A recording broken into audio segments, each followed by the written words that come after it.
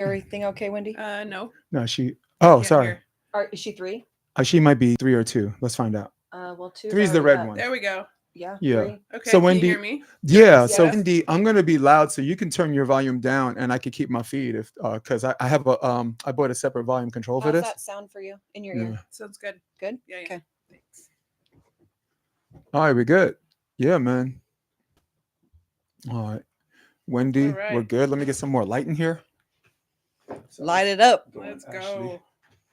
Are we live already? Yeah, We are. We're just Sweet. gonna run it nice and organic like. So Wendy, I'm gonna come Yes. after we do the intro. I'm gonna come around and play the piano for 10 seconds. And Sweet. play a little jump. From Van Halen? Yeah, I get up because Absolutely one nothing of else, the because nothing gets me Best down. songs ever. Yeah. I told Jason I revisited our Cat's Meow videos over the Oh. weekend. Did you tell him about your airport? Uh, He will be so proud of you. Jason, I sang a karaoke song at the Southwest Gate in the airport over the weekend and made $50. $50. $50. I'm a paid singer. What was your song? Everybody in the club getting tipsy. Wannabe by Spice Girls. Look at Wendy like, I told you. She was like, wait. She called me back. She's like, I forgot to tell you the most important thing. Then she sent me the video. It was awesome. All right, guys. So we're doing an organic queue up thing because I'm actually teching my own show today. So I'm trying to do live, trying to do recording, trying to do my camera switcher. So we're all queued up. We're ready to go. And we're gonna have a little fun. Most of this is gonna be organic. So the most important thing, press record on that for me. Right here? Yeah, because this don't mean shit if I don't record. All right, so cameras on me. Hey people, this is episode 224. This is the Option Podcast. Full house today, man. I gotta move into a new studio because I can't have someone tech this show with a full house. So, and then I got Wendy Jones over there, Be Better Media. I got Ashely Clark, who used to be her nurse and is now her bodyguard. And turns out she is this highly intellectual human being. But never mind them, never mind me. The episode starts right now.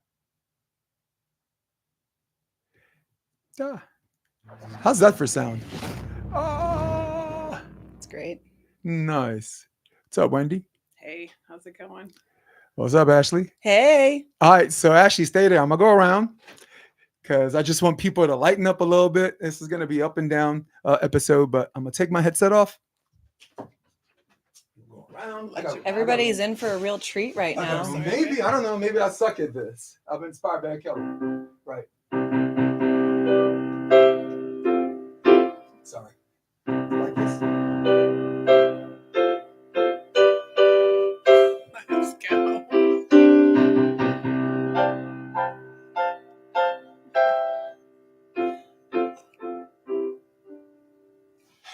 I get up. That's right. Because nothing gets me down. One of the best songs. You gotta jump, baby. That's jump, right. jump.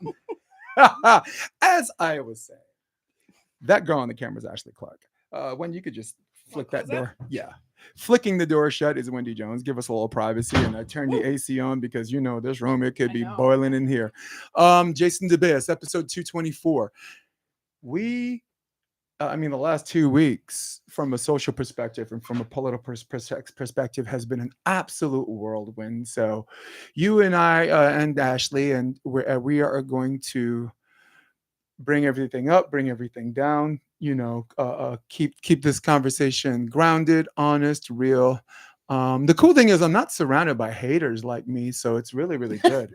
No. I'm gonna actually change my name to Hater J next year, so because that's what they're calling me. So that'll be my new podcast, my new sports podcast name, Hater J. So That's kind of cool. You want to be a hater too. Sometimes. So I know. I want to go start a fight. Yeah. yes. So listen, guys. Due to this technicality called the election, right? Donald Trump has won the Electoral College and has won the popular vote, and in rather convincing fashion. And though Chris Ships and I had a watch party, and he thought it would be close either way, I actually thought Trump would win by a lot.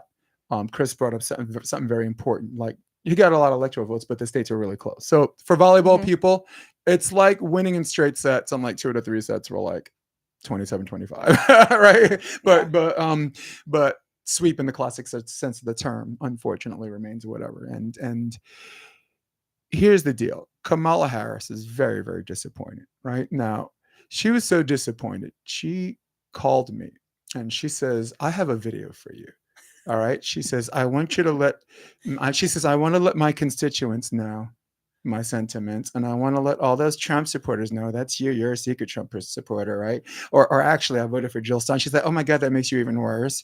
You know, you had 1.5 million votes in 2016. You have 700,000 votes this time. She says, "You succeed half the time. You know, what do you? I mean, it's not like anyone voted you off state ballots." So this is a message from Kamala Harris, from us to you. DJ, spin that stuff. My fellow Americans, we all knew this day was coming, as difficult as it is to accept that I'm one of the most unpopular candidates in history. Even with the entire mainstream media machine backing me and working to get me elected, it appears I have lost the race. Donald Trump, Elon Musk, Fox, and everyone else that wasn't on Team Joy. Fuck you. Fuck all of you.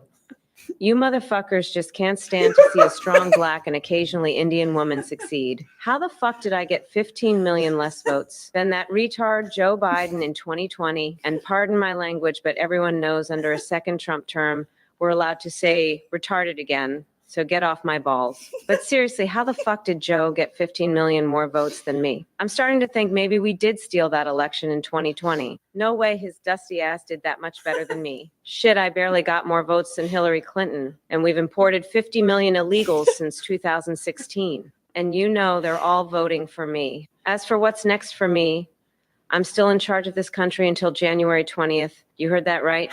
Joe doesn't know where the fuck he is half the time. So plan on an action-packed next couple of months. Might even fuck around and invade Canada. Finally, fucking nothing. I made Rachel Maddow and Van Jones cry again. I hope you're all very happy with yourselves. If you like that, make sure to subscribe and follow Actually, for let's more. go back to I'm Danny. Donald Trump. This and is I Danny approve this Jokes. message. He's a YouTuber, a content creator, and all of it, including Trump's approval of that message, was Well, God bless an comedy. AI regenerative thing. Yeah, and, of course. And listen, if you are not that balls deep, like too far to the left or too far to the right, that's actually a pretty funny video.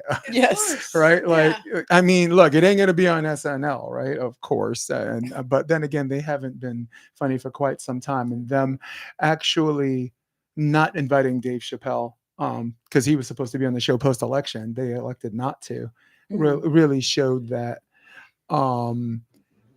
I don't know. Maybe they didn't want a reality check. Maybe they didn't want healing. Maybe they, Yeah. I mean, he is one of the voices that, he leans left, but he's not unfair. So Comedy is healing and it is not politically correct. right. Those two things. Yeah, we'll leave the So rest. if you can't laugh at that, then there's something in you that's not willing to be shaken loose. Nice. Yeah. Let me see. I gotta move your microphone a little bit to the left for the split screen.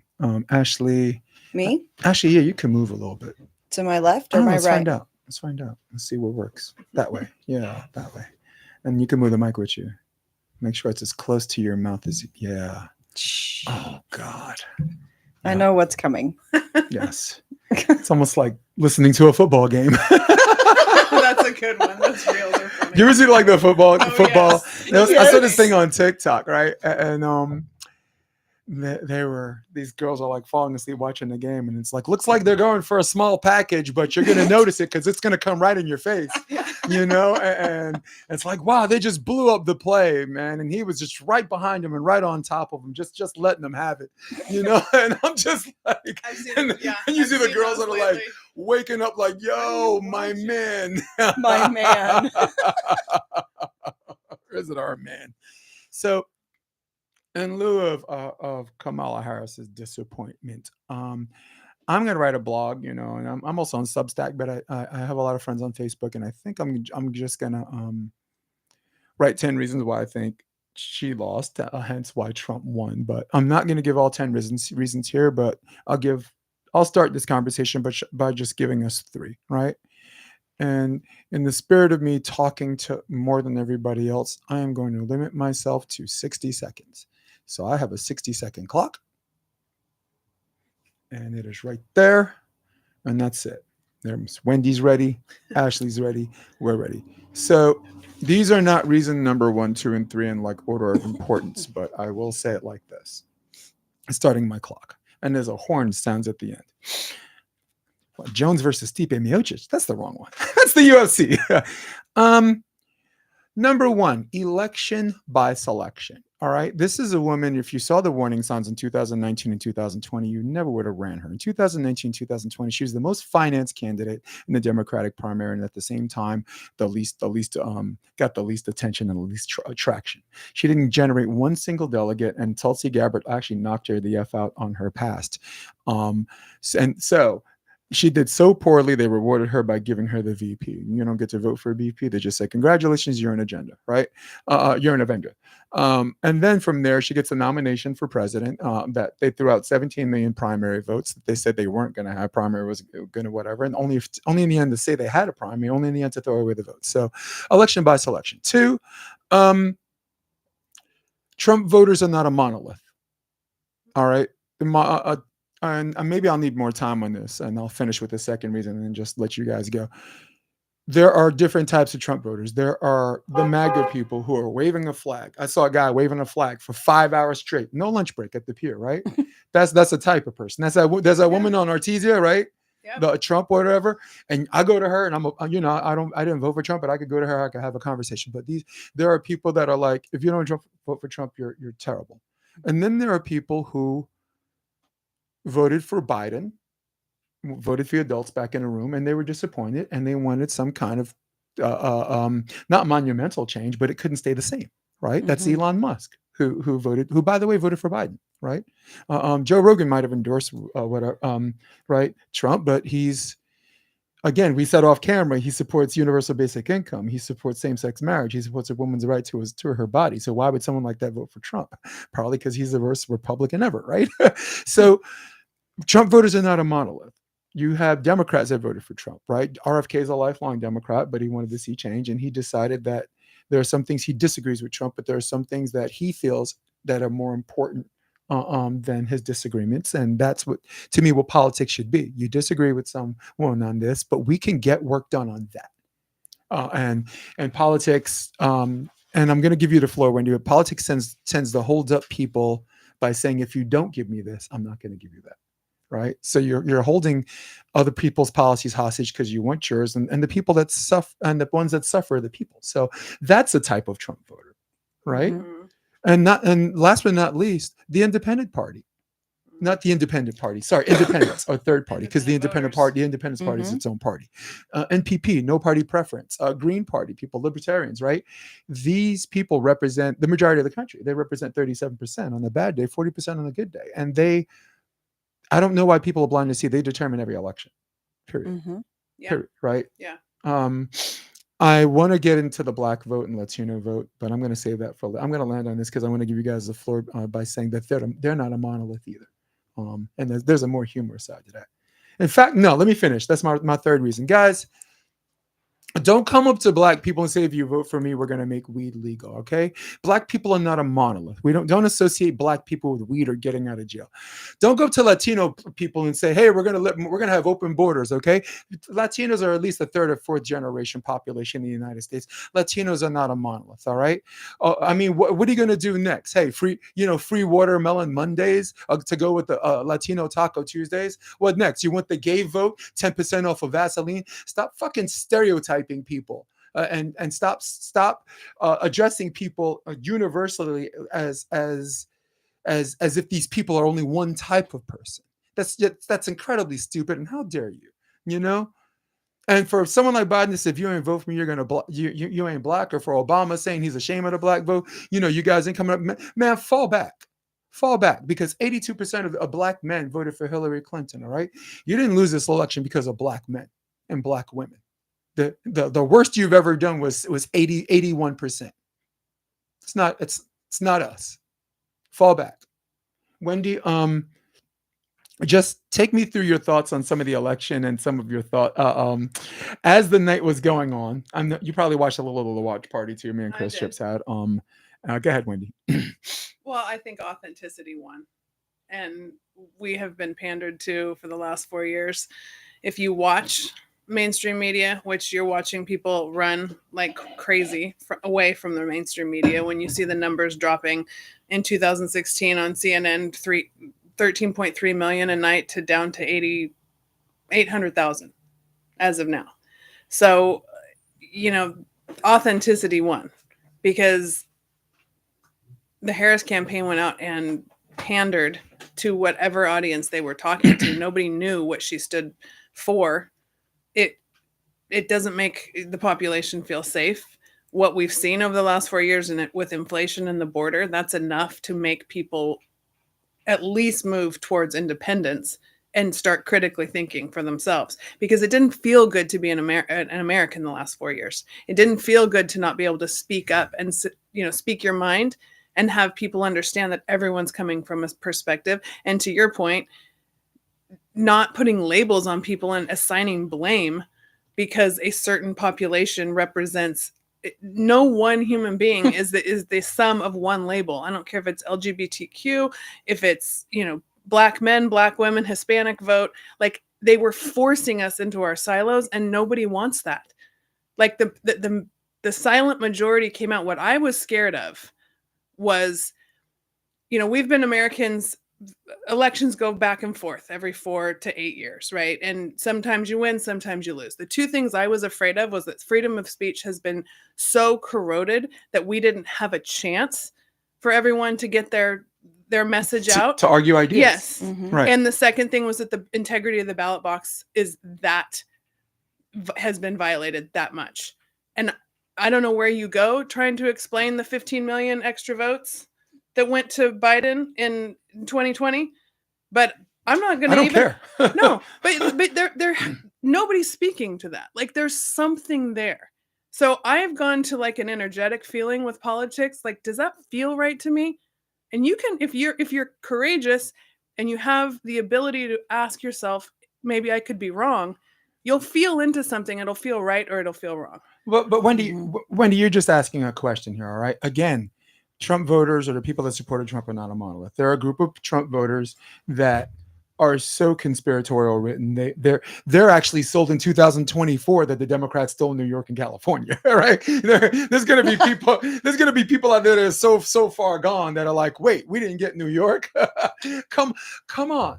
That's a type of person, and and what you're talking about, Wendy, is between these two extreme sides that are making a lot of money and that desperately want to continue to make money. But if you're not listening to them, they're not making money, right? Right. Because if you're going to sell your ass to get residual profit, and then you get fired, you sold your soul, and you still didn't get what you want. And if you sold That's your soul, bad. if you sold your soul as a journalist in the mainstream media the last 4 years, I don't think you can expect to go out and create an independent news place and have people flock to you. Right. Like, the people who are doing well are speaking their mind independent of where they're making money. People are looking, they're dying for authenticity. The Google algorithm does not breed authenticity. It does not breed authenticity in capitalist like products and services. Everyone's preying on pain points, and it doesn't breed it in politics. Like, it just doesn't. People need the human connection to get back into politics and feel like themselves, and then let everybody disagree. That's what Trump's doing. Look at the people he has brought in. Not everybody thinks like him. That is a mark of a really good leader, to let people say, we don't have to agree on everything, and we're actually going to have a conversation, and we're all going to be integrous in the way that we feel, and everyone's going to be okay. All right, we'll get to Trump in a minute, but I wanted Ashely's thoughts. Ashely, it's election night. You're watching things. You're watching this snowball, right? Of this ultimate reversal of what happened last year. I don't want to take you away from your thoughts. What were your? Let's do a first take here. I was going to say, based on what Wendy's saying about authenticity, what does authenticity end up doing to the American people? It brings us perspective and helps us recognize that we aren't all one stereotype, right? Or one silo. And I think that that's a huge red flag that most people should have been paying attention to. If you hear a presidential candidate saying all Black people or all Latino people or whatever, like, do you or do you not want to be stereotyped? And so that's a huge red flag to me. And, on the independent, as we've seen the independent vote in two different scenarios now, 2020 and 2024. And I heard somebody recently say in 2020, if you voted independent, it was a vote for Biden. And if you voted independent or wrote somebody in 2024, it was a vote for Trump.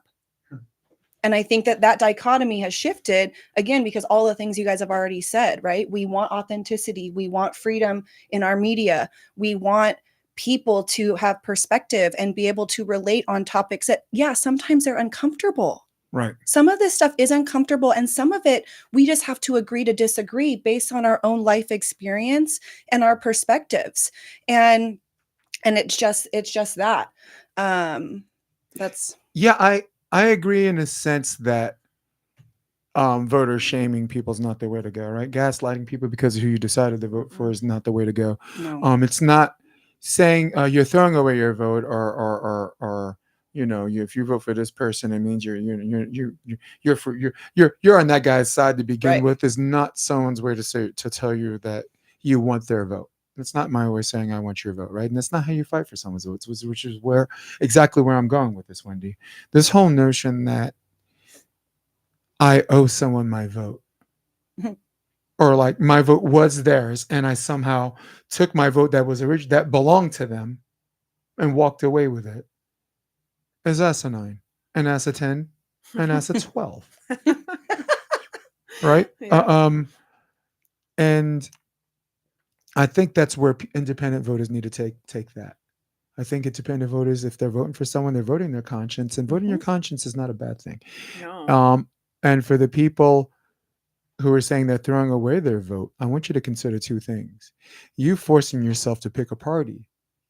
Isn't it you that's throwing away your vote? Isn't it you that says you want to affect change, but at the same time, if you continue to vote one party or the other, and if the third party becomes a shrinking size, it makes people lose more hope. They're going to vote less, and then this residual thing of back and forth remains, where you have to vote for something people affectionately refer to as a lesser of two evils. Yeah. And I'd like to finish by saying that, guys, a lesser of two evils, I'm okay with that, because a lesser of two evils, at least if I do that, I know I have to give up something, but I know I'm getting something from my vote. And that's not what happened the last election.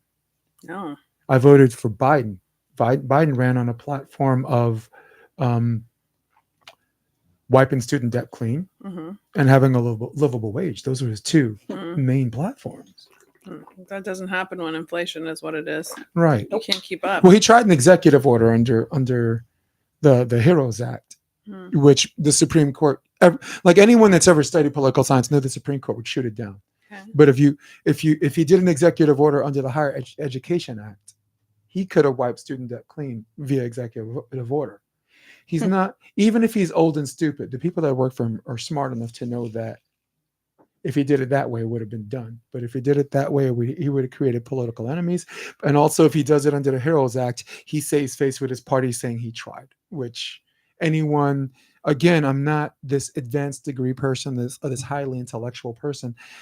I know is a head fake. Sorry, go ahead, Wendy. Well, part of like the way that I've started to look at this in the last week is the vote also broke down in a way that, and people, this is subconscious, they don't realize it, it's just the way my mind's thinking. Are we voting for a republic or an empire? We were starting to feel like an empire, right? Who the elites are ruling, the few elites are ruling the masses. That's not a republic. Okay, so when you have big tech, big pharma, big ag, big media, who else am I missing, Ash? I feel like there's one more. Oh, you said big tech, big pharma, big ag, the military, the banking, and the military industrial complex. When you have that ruling, people finally started to sense the hypocrisy in what is going on, and the masses, the republic came out and showed up to vote, and it counted. So I know that sounds controversial, but again, I didn't want to be one of the conspiracy theorists, but after seeing that 2020 vote, it's really bothering me. Right. So I would also. that's, Yeah. that's my thought is Ash? people don't want to be ruled by the elites. It doesn't matter what party you were. And it's like, we're not in 1984, not the George Orwell, but like the 1984 that I grew up in, like that year, the Reagan era, that like everything is possible, the nostalgia that I have for that. That was a weird science year. Yeah. Yeah, Terminator. exactly. That's the feeling I have. Terminator. It's like we actually can make a difference again. Like you woke up feeling like Yeah. I matter. It didn't feel like we mattered the last 4 years. It was just this like every time you turn on the TV, you're like, I'm not that. I'm not a bigot. I'm not a racist. I'm not. And guys, I love everyone. and guys, Yeah. Wendy's not letting Trump off the hook here. Okay, Trump. This is the first Trump time ran I on a- voted for him, for the Right. record. Oh, First a time. lot of people. I did not vote for him. Do you have the any last 3 idea how times. many people voted for Biden that are now voting for Trump? Do you know how many Yeah. people that are independent voters that decided they're not going to vote the couch or vote Yeah. third party? Well, and I would have voted for They RFK, actually like, Michigan, yeah. Michigan, Dearborn, Michigan. There was a district called Dearborn, Michigan, where Jill Stein came in second. Yeah. Yeah. No, Yeah. and you know what? They would have came in first if those Arab voters stayed committed to Stein, but they were scared that Stein would give it to whatever. They literally protest voted. Excuse me. They literally protest voted Harris.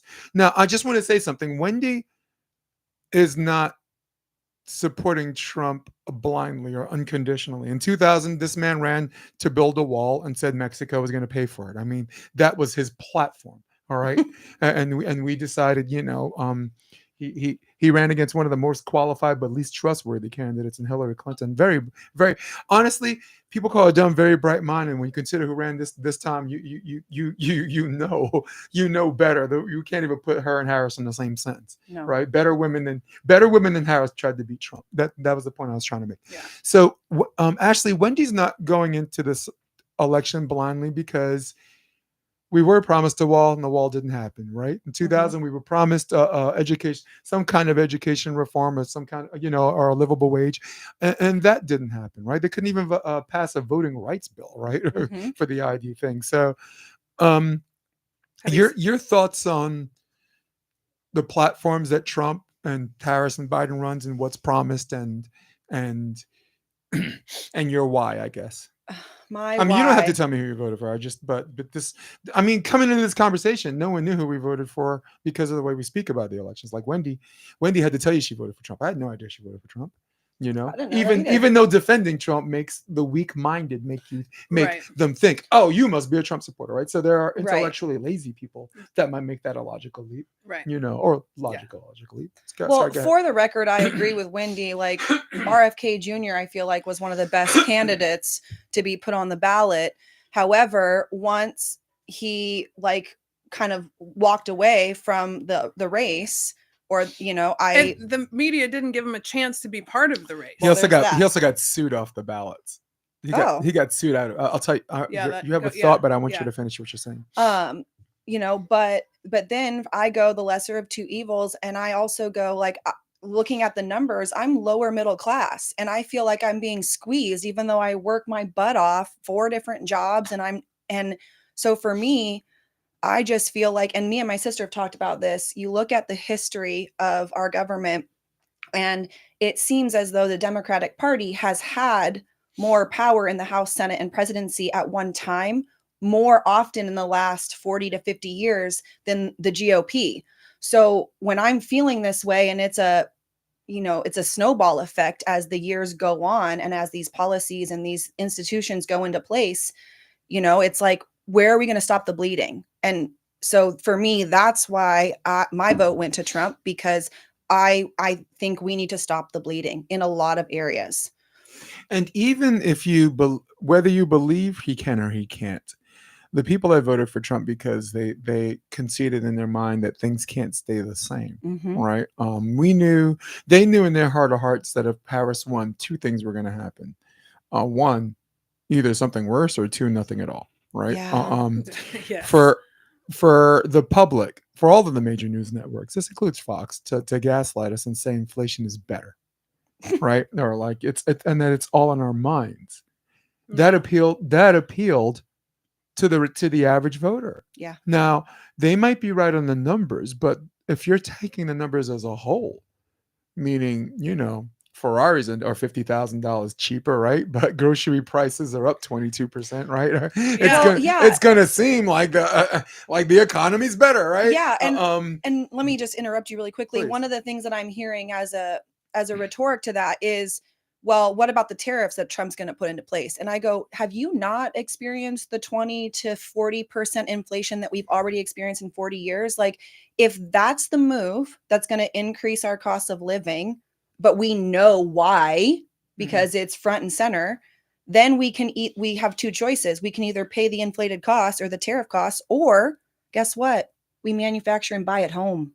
American goods. And now all of a sudden our economy is a little bit better because our money stays in our country.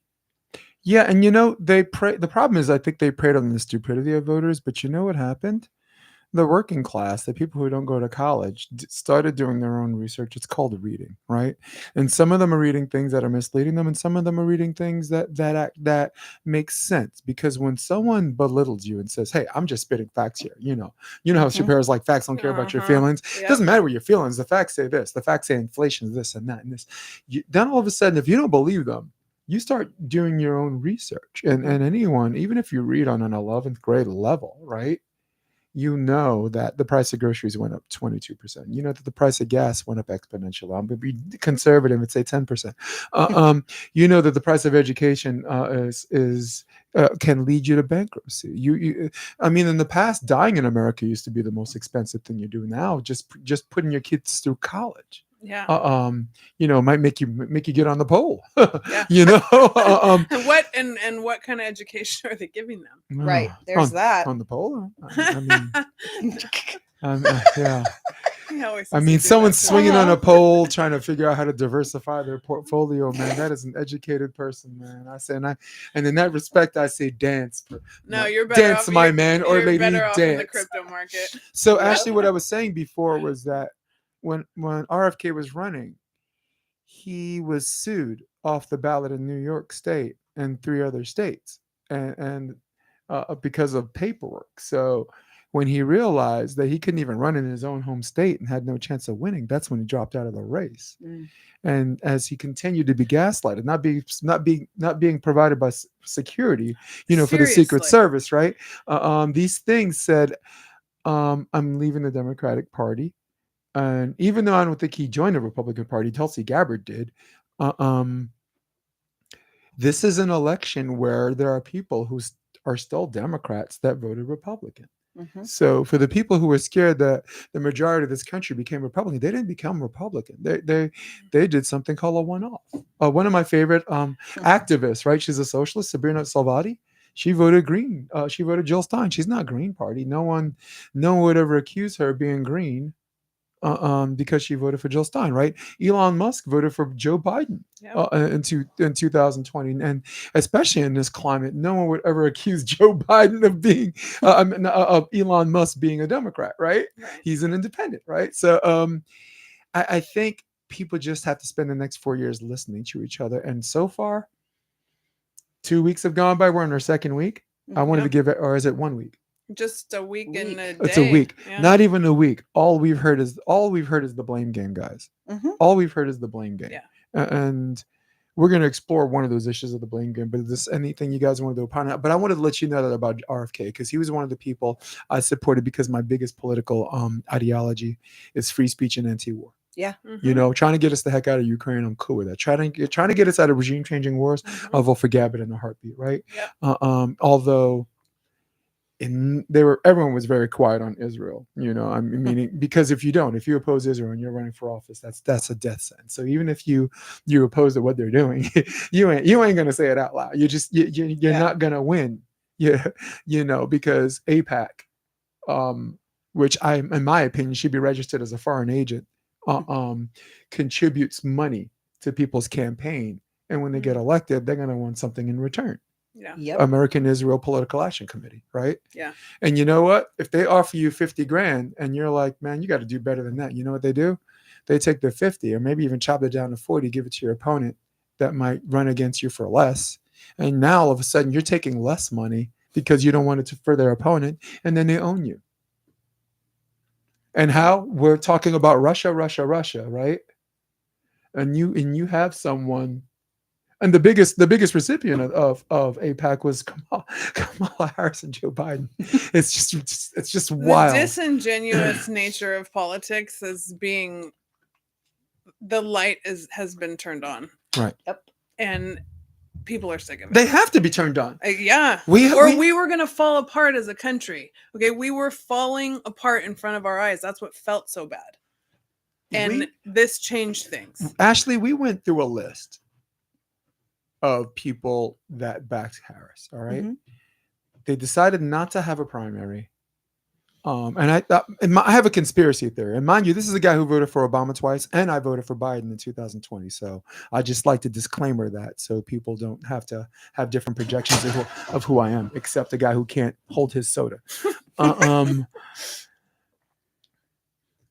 During this primary or non-primary that they said they weren't going to have, my theory was they wanted to keep Joe on long enough where he won, he would resign, and then Harris would be president. Ooh.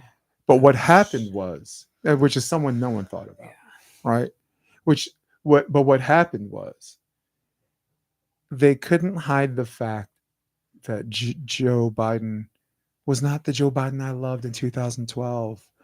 And it breaks my heart because the guy that debated Paul Ryan in that VP debate that wiped the floor with Eddie Munster, that was a real thing. I don't know why Trump keeps popping up on my iPad. I'm just going to unplug that thing.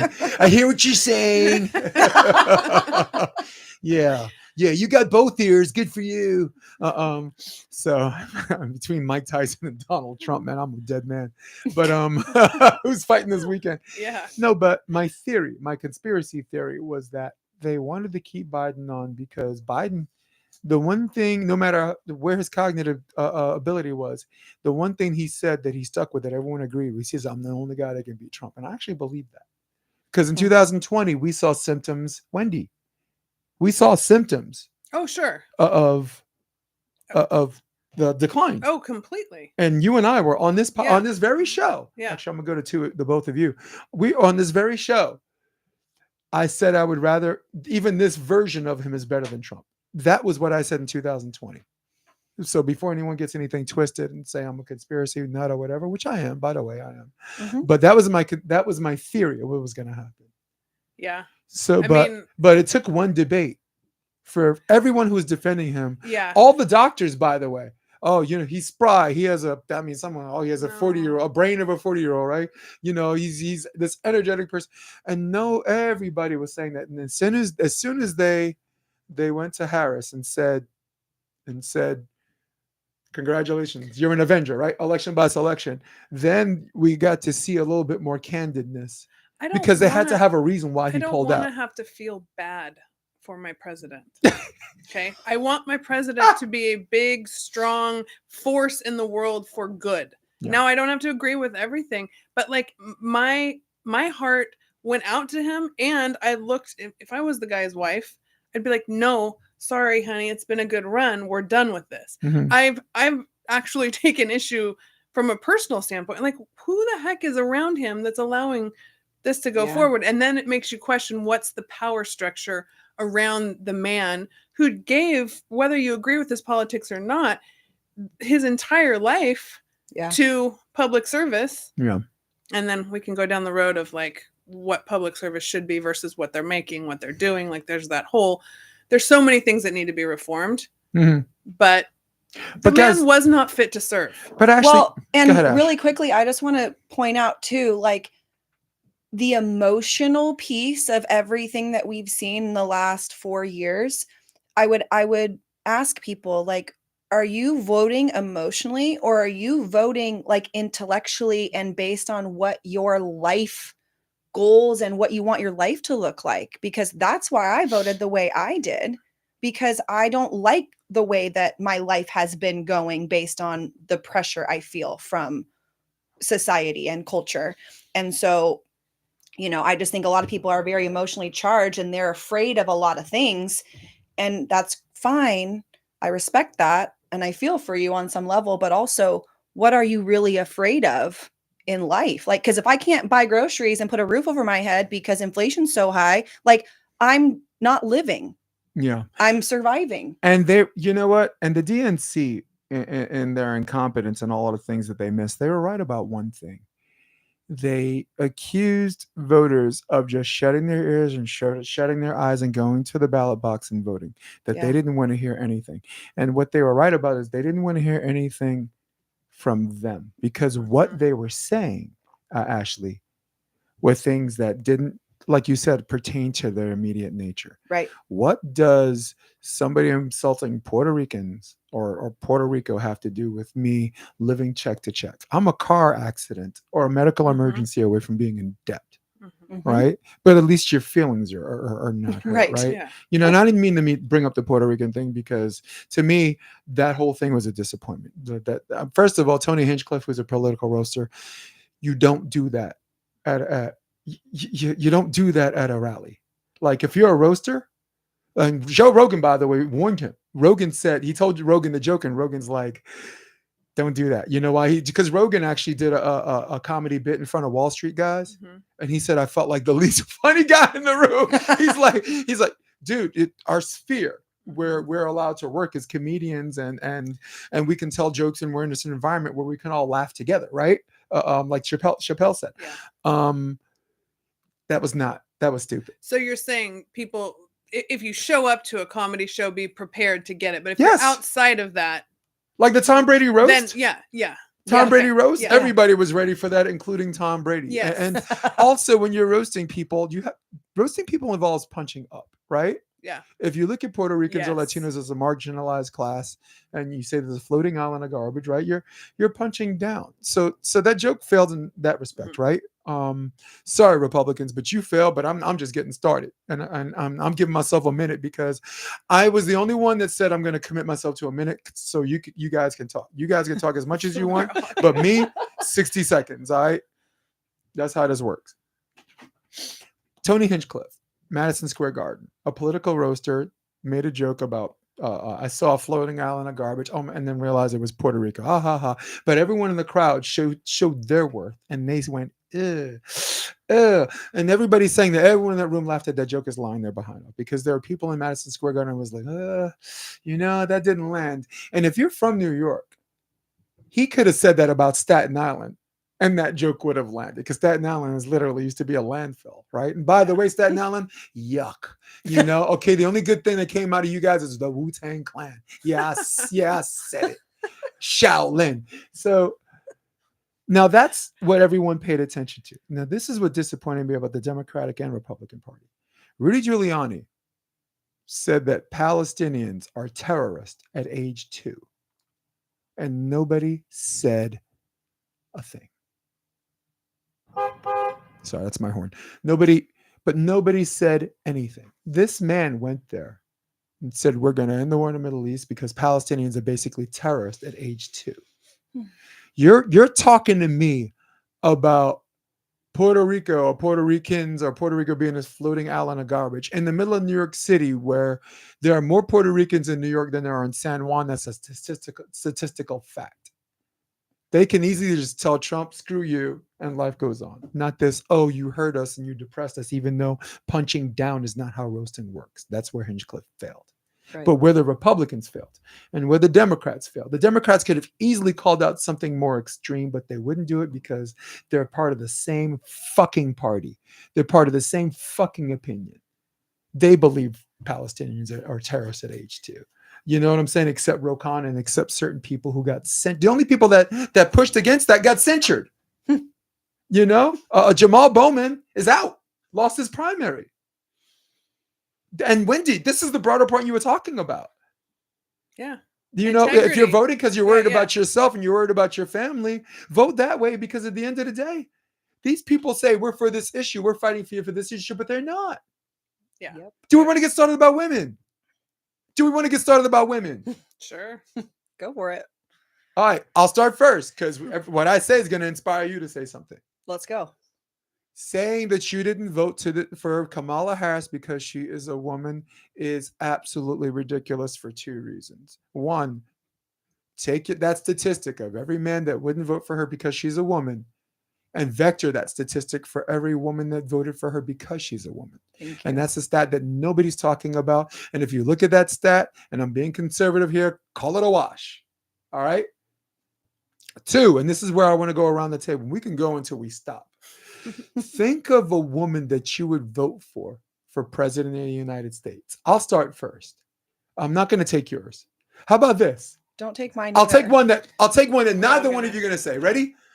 Michelle Obama could have declared a run, not had a platform, sat there and Yeah. said absolutely nothing, and probably would have won because she's trustworthy and she didn't have a past, and she did gaslight black men or black women or whatever for a little bit. The same person that says when we go low, when they go low, we go high, right? She played herself a little bit, but she could have ran and said nothing. Mm-hmm. And a black woman, no, an African American woman. Mm-hmm. Fall back, African American woman. Wendy, what female would you vote for president? I'm gonna take Tulsi because she's just too authentically good. And I know why. Because your 2 political things are anti-war and free speech, Yeah. right? Yeah. Let's say you and I have a problem with Israel, my opinion on Israel. If you censor us from talking about it, what's the point? Mm-hmm. Yeah. That's Well, what I we're liked about not- RFK. RFK was the biggest pro-Israel simp in the history of candidates running, and I hated him for it. But RFK would never, well, maybe he would, but maybe he wouldn't. But I doubt that he would censor the idea of arguing about it. Yeah. Well, she can stand on her own 2 feet because she's got the experience to speak on all of the things that she speaks on. She's not like sitting in some glass house. She's been out there. She's served. She's Seen what it looked like. And she has shown the ability to change her opinion over time, which is something that conscious people are willing to do. Right. And so if anybody, I will vote for anyone who is willing to raise the level of consciousness in America, because that's how we get through this thing. That's why she ran. Yes. That's why she ran didn't- for office. Yeah. And she's not for herself. Actually, did you know the reason why she ran is because there was a few years ago, there was a nuclear alarm scare in Hawaii. All of these sirens went off, and all of the news stations said you have 5 minutes to find safety. Oh, wow. And No, I it turned out it was this false alarm or whatever. But the entire state of Hawaii were like, dude, I got 5 minutes to live. Hug my family, do this. And she's like, I'm running for Congress, or I'm running for president. You gotta love somebody with fire like that. And that's the thing. Okay. She runs towards the problem and not Yeah. away. Yeah. And again, she's a simp for Israel too. But Have you seen her the human side? Like she sings and plays the ukulele on YouTube. She's Yeah. freaking awesome. Like she's a real person that actually and is an American. Like we want to get back to that feeling that people who are serving are doing it. They're serving. They're not Right. there to lord over us and be powerful. Yep. They Ashely, are there to serve. who's your woman? Candace Owens. There you go. There we go. Candace Owens, because I do think she is very, very conservative, maybe too far for the general population, but she's all about the family, right? She's about family values, morals, having the not the strength, the ability to make your own decisions for your own family rather than have the government be telling you that you have to get vaccinated or, go get this many medications or whatever. So I'm a big fan of her and her show. And she's one of those other ones that's up against the big media and putting the truth out there as much as she can. So Yeah. I'm for that. I'll go around the table. I would have voted for Elizabeth Warren, Pocahontas. Okay. Elizabeth Warren. Go with the other Look, one. and this is the reason why. When you actually look at policy, when someone's right about policy and someone's pushing too hard against all of those establishments you were talking about, Mhm. big pharma, Yep. corruption, Wall Street, whatever, Yep. what happens is they start taking things about your personal life and steer the herd away from what we're talking about. Yeah. Right. That's what Mhm. happened with Gabbard. Right.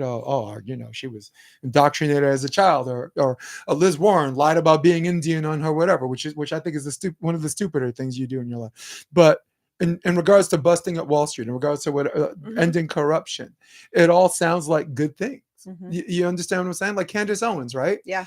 Her biggest conspiracy is she thinks Macron's wife is a man or is the brother, right?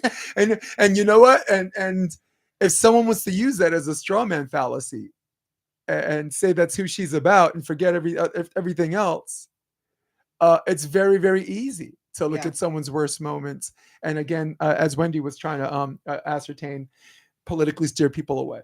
Yeah. Wendy, what other woman would you vote for? Oh gosh. I mean, as Gabbert, and maybe we're a one-woman team. See, this is the thing. I don't look at people, and I No, you don't. I don't vote, look at woman, you don't vote for man. your vagina. Yeah, exactly. And I don't vote on a single issue. Right. And so the question is, that's a tough one. I'm trying to think. I mean, Warren's not my first, second, or third choice, but I'm saying if there's a list of women you would have voted before Kamala Harris, you can't. It dismisses the argument that you're not voting for her because she's a woman. right. I mean, she's not. She I vote was for qualifications. I vote for authenticity. I vote for knowing that. And we haven't seen this in politics in a long time. Right. People who actually say something and then do it. Like whoever's been in charge, right. they haven't taken, whether you're a congressman, a senator, or a president, they haven't used their power for the people. So Right. I am not No. disenchanted with the whole thing. Yeah. And what I feel like what happened last week was that we got our power back. That's what feels good. I think the power structure is in limbo. I think we're made to Mhm. believe we got our power back in it. Well, we have to, and that's what it we have looks to like. do something with it. And that's what it looks like, but we'll see. We'll Yeah, see because agreed. again, whoever's president is really not going to affect No, a lot of 'cause we things always without the had- help of how we vote locally. Right, exactly, which is a pretty conservative principle. States' rights, local Mhm. control. Or ballot initiative. You know, this is the Yes. ballot initiative state, right? Oh yeah, California. Yeah, we're a Yeah. for better or for worse. I'll give you an example. I'd say for worse at this point, but we haven't done great things with that. But well, there are certain things like education for certain schools, school districts. I voted on that ballot initiative. As far as like less stricter sentences for people with nonviolent crimes, that one failed because so many people are getting robbed and ripped off. Yeah. You just want people. I don't think incarcerating the mentally ill is a solution because eventually they're going to get out. No, we could do so much better on the mental health. Right. Yeah. That is. And I mean, if you're for that, then you might as well have voted for Harris. If you're for just locking up people for nonviolent crimes and keeping them in prison and not wanting to get them out of prison because it would hurt the labor of the prison industrial complex, that's your girl. You got your woman candidate and you got your crime candidate right there. Might as well have voted for her. If we're not into to helping the marginalized instead of incarcerating them. First things first, Wendy. We all agree that kind of person don't belong on the street. That's what we're trying to say here. Yeah, Correct. I mean, Correct. If it's the choice of someone breaking into your house and Right. possibly hurting you, you choose for the. If the only two choices are jail and that, we are for our safety, we're going to choose jail. Yes. I get that. But Wendy, you and I have been on so many podcasts, and we talked about mental health being the common denominator of so many of these issues: homeless veterans, suicides, school shootings. Yep. Nobody wants to talk about mental health at that moment. Right. They want to talk about Well, crime. They want to talk about taking away people's guns. They want to talk about putting bars on windows in schools. When they don't want to talk about, though, how it goes back to, and this goes to your Candace Owens point, they don't want to talk about how it goes back to the family. And I don't want to talk about what the family looks like because they want to pigeonhole you and say, like, oh, you want us back in 1950 where we swept everything under the rug and women didn't have a say and that's why the divorce rate wasn't high. No, we want conscious families. But I am telling you, as a single mom, you're a single woman, like, they don't want to talk about the power of the family structure and how it feeds into the mental health problem that we are encountering. Like, it's not the whole thing, but it is a major tenet. Well, and there's so many different pathways that lead to mental illness, right? It can be as little as this child is a latchkey kid, right? That the parents are working and they're at home alone. It could be that the child is unfortunately getting abused emotionally, even not just physically. Okay. Like these stem from a lot of different things that come from not being connected and not feeling like they belong or that they're wanted by their family or their friends or whatever. And it's deep seated because, again, like everybody's just trying to survive is the feeling I get. And instead of just surviving, we need to connect and love and take the time to spend with our children. Even though we've just worked a 10-hour day, when we come home, we need to spend the time, sit there and read a 5-minute book with them. When there's a Go 20. Yeah. two-parent family, Mhm. when there's a two-parent family, Yeah. and we know what happens in the first 7 years of life is that fundamental for where we get. Now, it's not everything. Everyone, I believe it, everyone can heal. But what we're up against that's where we should be putting our focus and our energy into is what are we creating in our homes, and then letting that build out into the consciousness. But we got this flipped. We're letting this, like the schools, and I can get into I've got 4 kids. The 2 that went through private school pre-COVID versus the 2 that went through public school post-COVID, very different outcomes. Yeah. Different Talking about trains of thought. their So there's so many things that play into this, and but by the time you have, and I want a program for the guy on the streets, but what we have to do is we've got to back it up and reverse engineer. How are we getting there? Now let's go help those people that are out there now, because it is a mess. Right. But Well, how do we yeah. reverse engineer that? Well, Ashely, No, I've said my piece for that for now. Ashely, here's where the chronology happened when people on the right started talking about things that make sense to the left and the right. And somewhere in the middle of this podcast, everybody's like, this guy's just a righty. Just call him what he is. But no, I'm when do you know me long enough? When the right is wrong, they're wrong. Yeah. And when That's the what I left love is right, about they're you, right. Jay. No, you Right? shoot straight. I'm a free Palestine guy, but I know there's some bad Palestinians too, right? Free, protect Israel. They have a right to defend themselves. But if you're an occupying force, I guess that provides some protection, right? Yeah. Someone like Candace Owens says, freedom of speech to argue ideas. We disagree. We shouldn't be censored from talking about it, right? Because you can only change minds by talking about it. If you censor someone, you know what happens? It becomes this balloon that keeps blowing up until it pops. And you don't see it because you censored them. So, right, next thing you know, someone's shooting up a school. Next thing you know, there's a riot that's built, right? You remember in 2020, Floyd probably wouldn't be the best candidate I would choose to be a martyr, but that was our guy. That was their guy, and it was one guy too many, and it spilled over. So I'm talking about BLM as an idea. Not as the organization that it is. Yeah, not as the people that like enrich themselves, right? BLM as an idea is very noble. Yeah. Just saying, hey, you stop a white guy, you stop a black guy. Don't make the black guy get face down because you're scared of him, and the white guy you let off with a warning and a smile. And we know that happens.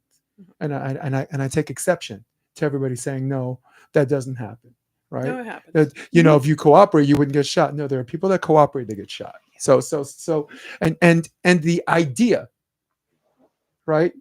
Yeah. Just like universal basic income. That's an idea. These are ideas. The American way, the autonomy and commitment to freedom is an idea. And it's flawed. And if we don't talk about it, it's a problem. And the thing I will always respect about Candace Owens is free speech was an old school liberal thing. Getting out of regime changing wars was an old school liberal thing. Bernie Sanders is old enough to know that he protested and got arrested for civil rights and for anti-war and all that stuff. He's right. Old. He had white hair back then. He looked like that. I'm telling you. So I'm not. So for everyone's like, I sound like a Republican. I'm not. I'm an old school Democrat. I am free speech and anti-war. Where if you're old enough, I'm a Gen Xer, and from boomers to Gen Xers, that was our jam. Right. So what happened was when Republicans started saying, you know what? We lost with Romney. We asked ourselves, are we the stupid party? We were, and at that time they said we are, and we need to work on ways to be smarter. And they're like, you're right. I like free speech. You're right. I like the introduction of new ideas. You're right. We should get the hell out of some of these wars.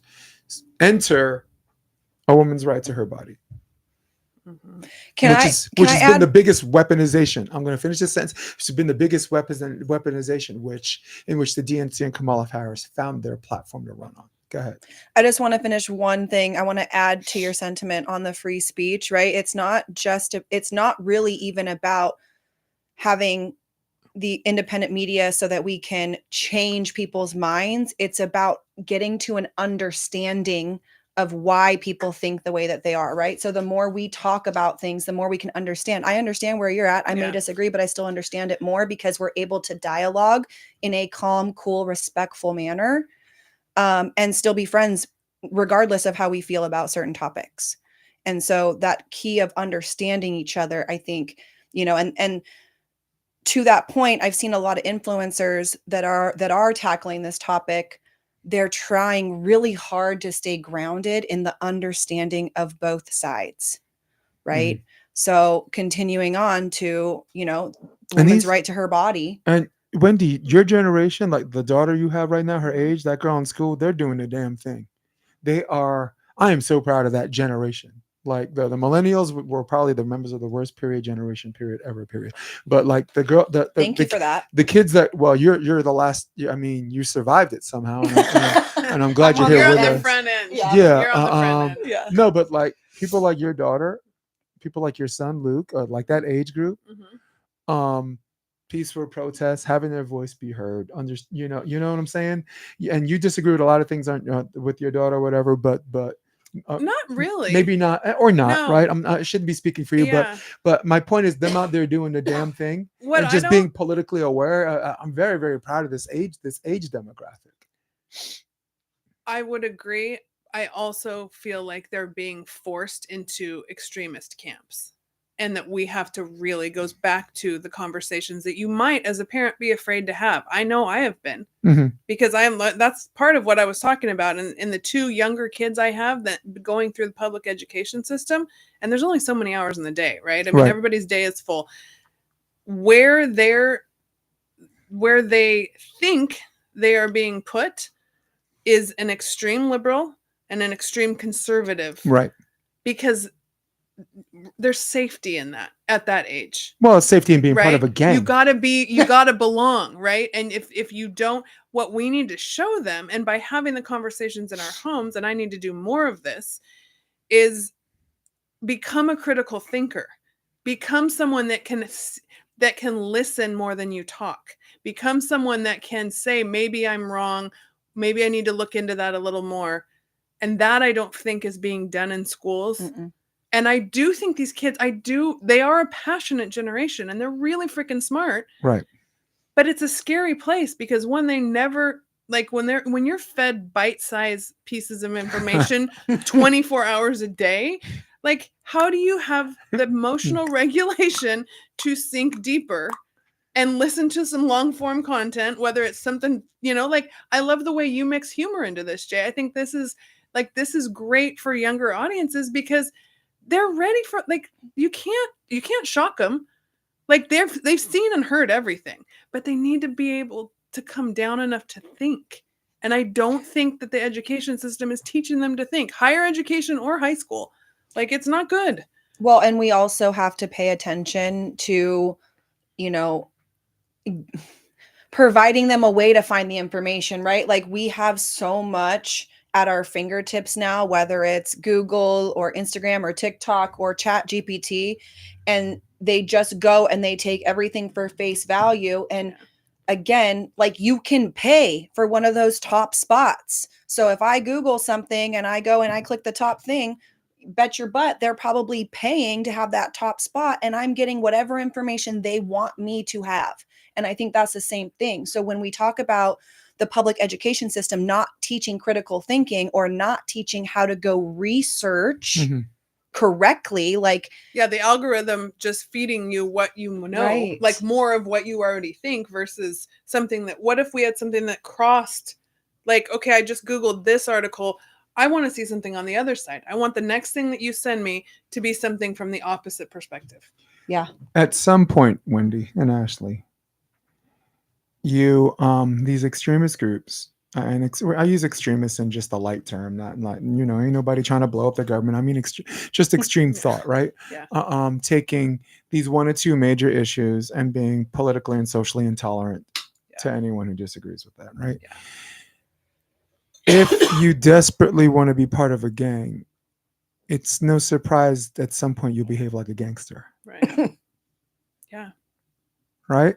Yeah. If you Or if you haven't desperately belonged. want to be part of a gang, right? Yeah. Even from a religious perspective, Yeah. if you worship an angry, bitter, vengeful God, Yeah. or that version of who you perceive Right. God to be, don't be surprised if you become angry, bitter, and Yeah. jealous and you focus vengeful on- yourself. What you focus on grows. Yeah. That's, So, yeah. and that's what we need to be careful of, because the weakness of these political groups. And I Yeah. was part of a chat group last night of Jill Stein supporters that they were disappointed, but I think it's because they ingratiated themselves in a world where they're like-minded personalities. So when the turnout wasn't what they expected, they were surprised because and Sabrina Salvati, who was one of the last honest human being on the internet, probably certainly on YouTube. I'm not talking about her as much as I'm talking about some of the people that support her, that they become intolerant to people who are voting because their priorities are different. Like Sabrina Salvati is Israel-Gaza war every day, all the time, and I'm glad, because we can't not talk about that. Mark Lamont Hill, PhD guy, he voted for Harris this time, and he had his own reasons, and fine, I respect that. But he has something called a nightcap, and he has the day 465, day 467. So for a while, if that's your jam, and if people follow you, and someone says, "Hey, look, I'm living check to check," and that's going on the other side of the world. And I know I sound insensitive by saying that, but this person's going to become president 4 years from now. Someone else is going to be president. And I'll bet you $100 that's still going to be happening. Mm-hmm. Except my life's changing for the worst. Yeah.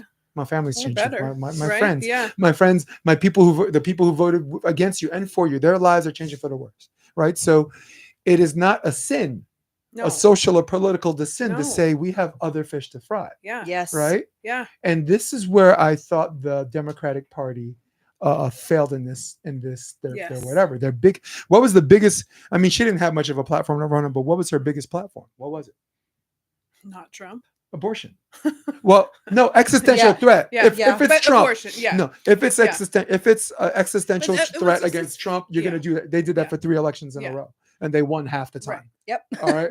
So, but you're right. Abortion. They took their chances. They won half the time. Yeah. But abortion, a woman's right to her body, was weaponized to a point where I'm seeing videos on YouTube or whatever, like women, you're not going to have sex with your husband or boyfriend if he votes for Trump, or this, like, then you got the Republicans and being like, oh, she wants to have an abortion after the baby's born. And I'm just like, you fucking people are stupid.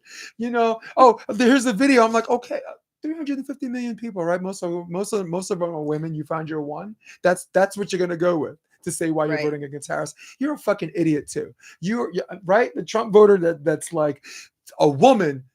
I got 2 women in the room with me that actually think a sane woman is going to want to have an abortion her fucking ninth month. No, who does that? Nobody. I grew up around women. What are y'all talking about? And I'm saying that because if there's someone that's going to hold me in check, I'm in a room full of women who are a lot more powerful personality-wise than me. So I'm in the hornet's nest, but I'm going to be brave. So, but I want to finish by saying this, and I will give myself 60 seconds to shut up. Plugging my thing back in. Sorry, guys, this is how it works. I'm sexist, I'm chauvinistic, and I like to talk over women. So I'm giving myself a minute. All right. So if they thought the voting Democrat was going to solve or codify their abortion issue, they're sadly mistaken. Right. In 2009, Barack Obama said on day 1 he's going to codify abortion. When day 1 happened, he says he has other things to do, which at the time I voted for him. The healthcare thing was why I voted for him. I'm like, okay, I get it. But in the month of September 2009 and the month of July in 2009, he had the votes. He had 58 Democrats. He had 2 independents that were there, and those are enough people to survive the filibuster. Could have codified abortion. Two opportunities. It did not. All right? Really? See, I didn't know That's that. one. Me Which neither. brings me to my second point. There were 3 candidates that the Democratic Party spent millions of dollars to cross the finish line who were pro-life. I'll give you one off the top of my head. Texas. In the state of Texas, the biggest pro-life state, they ran a pro-life candidate named Henry Cuellar. Sorry, I need a little bit more time. Henry Cuellar is a Democrat who's pro-life, who they spent so much money to run across. They ran him against a progressive candidate, Cisneros, that AOC endorsed, who was pro-choice. So the Democratic Party financed this guy till they had a runoff. Till Cuellar won, and then Cuellar, they how can I say, they chauffeured him to the election in Texas. Once A again, pro-life no Democrat. authenticity, no integrity. Third point, and then you can take over. Judge Kavanaugh, right, is nominated by Donald Trump, but Trump can't select Supreme Court judges. That's not how it works. He can nominate them, but the Senate has to confirm them. The deciding vote for Kavanaugh to be a Supreme Court justice, who's a pro-life Supreme Court justice, was Manchin, Senator Manchin, who's a Democrat. So before you say, we're going to protect a woman's right, we care about you, not like those guys. Those are 3 major opportunities, and just off the top of my head, where they could have protected women and they didn't. Why? Because they're all in it together. And if they do it, it's a non-issue. There's nothing to argue about in the future. So they're in this together. They don't care. They don't care. And you know what? They're so fucking old. The abortion's not an issue to them. And if they're young enough, remember what we said last podcast? If they're young enough, if they want one, they'll go get it because they have money. Yes, whether it's illegal, or not. Right. The laws don't apply to them. What were the 2 words I said?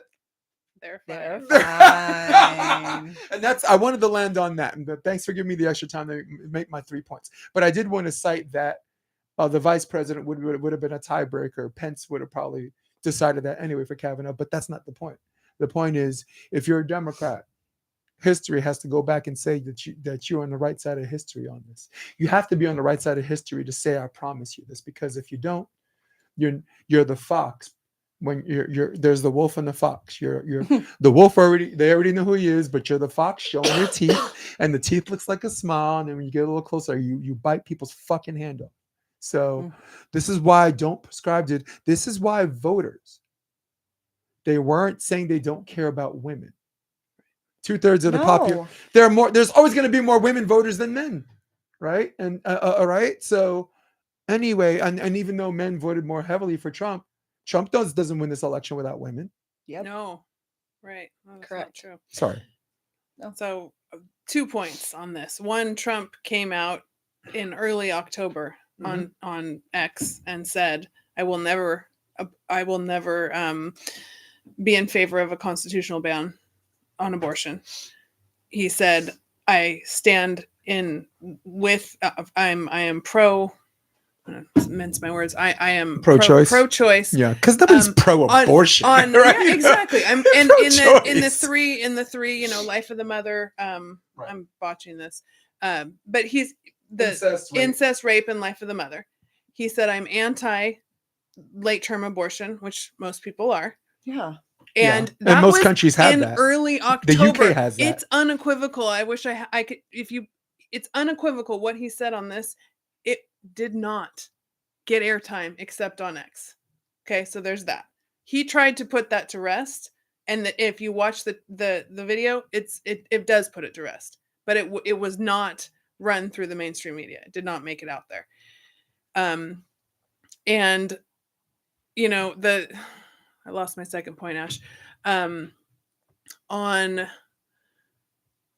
as far as being a woman on this issue and knowing that you're not it's not the thing for me. It's not the issue, not the hill I'm going to die on when there are all these other points that affect my life when nothing really changed, which you'll get knocked over the head for this. And whether or not you wanted Roe v. Wade, I honestly, I was shocked when that happened. And the upheaval that came from that was very damaging societally for us, and it puts this big wedge in between women and men and women in general. But the thing is, nothing really changed. You can move around. It became a states' rights issue. To be an American is Which, by the way, is a ballot initiative issue. Yeah, which means right. it's in the people's hands. So if your people want it, people gravitate the way that people live. They gravitate to live by people of their, like if you want to go live in Texas because those are your values, then and granted, but we have autonomy, we have choice. None of that got taken away, and Trump wasn't going to take it away. And the way that they went after it to say that he is going to take it away. Oh, this was my second. Becky Weiss. Let's go. Becky Weiss is one of the most impressive LGBTQ. I get all the letters. I'm going to Google search her. Go ahead. On Instagram, conservative. And one of her best posts, which had to be the day after the election last week, was everybody is upset right now. Or if you are upset right now, I want you to go write a list of all the things that you think you're going to lose in the next 4 years. And you can come back to me in 4 years. And I am very, very confident that you won't have lost any of these things. So giving into the fear of you're going to lose all these rights, and women, you're not going to be able to get an abortion, and all of these things, they're not going to happen. It's just fear mongering. Well, and so you hit like the backside. So I'm going to go front side, and it goes back to the education system. Okay. In reality, a woman can only get pregnant 4 to 7 days out of the month. So if we are teaching based on their cycle, so if we are teaching young women and men about that, and we're teaching them about the contraceptives, now, whether the contraceptives are healthy or not is a whole nother thing, but having an abortion isn't a healthy thing for a mother either. Okay. Like that's a mental health issue probably for life, as if she's not seeing a good therapist and working through that trauma, because it would be trauma if that happens. I have friends who have, and they still talk about it sometimes. So for me, it's like, let's educate people on how to have a baby so that we're not having as many babies or not having to have abortions. And again, what makes me the most conservative out of anything is personal responsibility and accountability. You have responsibility for your choices, and therefore you need to buck up when you make the consequences for those choices. And that doesn't go to say that other people don't fall down and they don't need help up, but also a lot of times your choices are they correlate directly to your quality of life and the things that happen to you and for you or because of you. Well, and if you can't take responsibility for it, and even part of taking responsibility for it is saying, I need help. Right. So if you need help, speak up.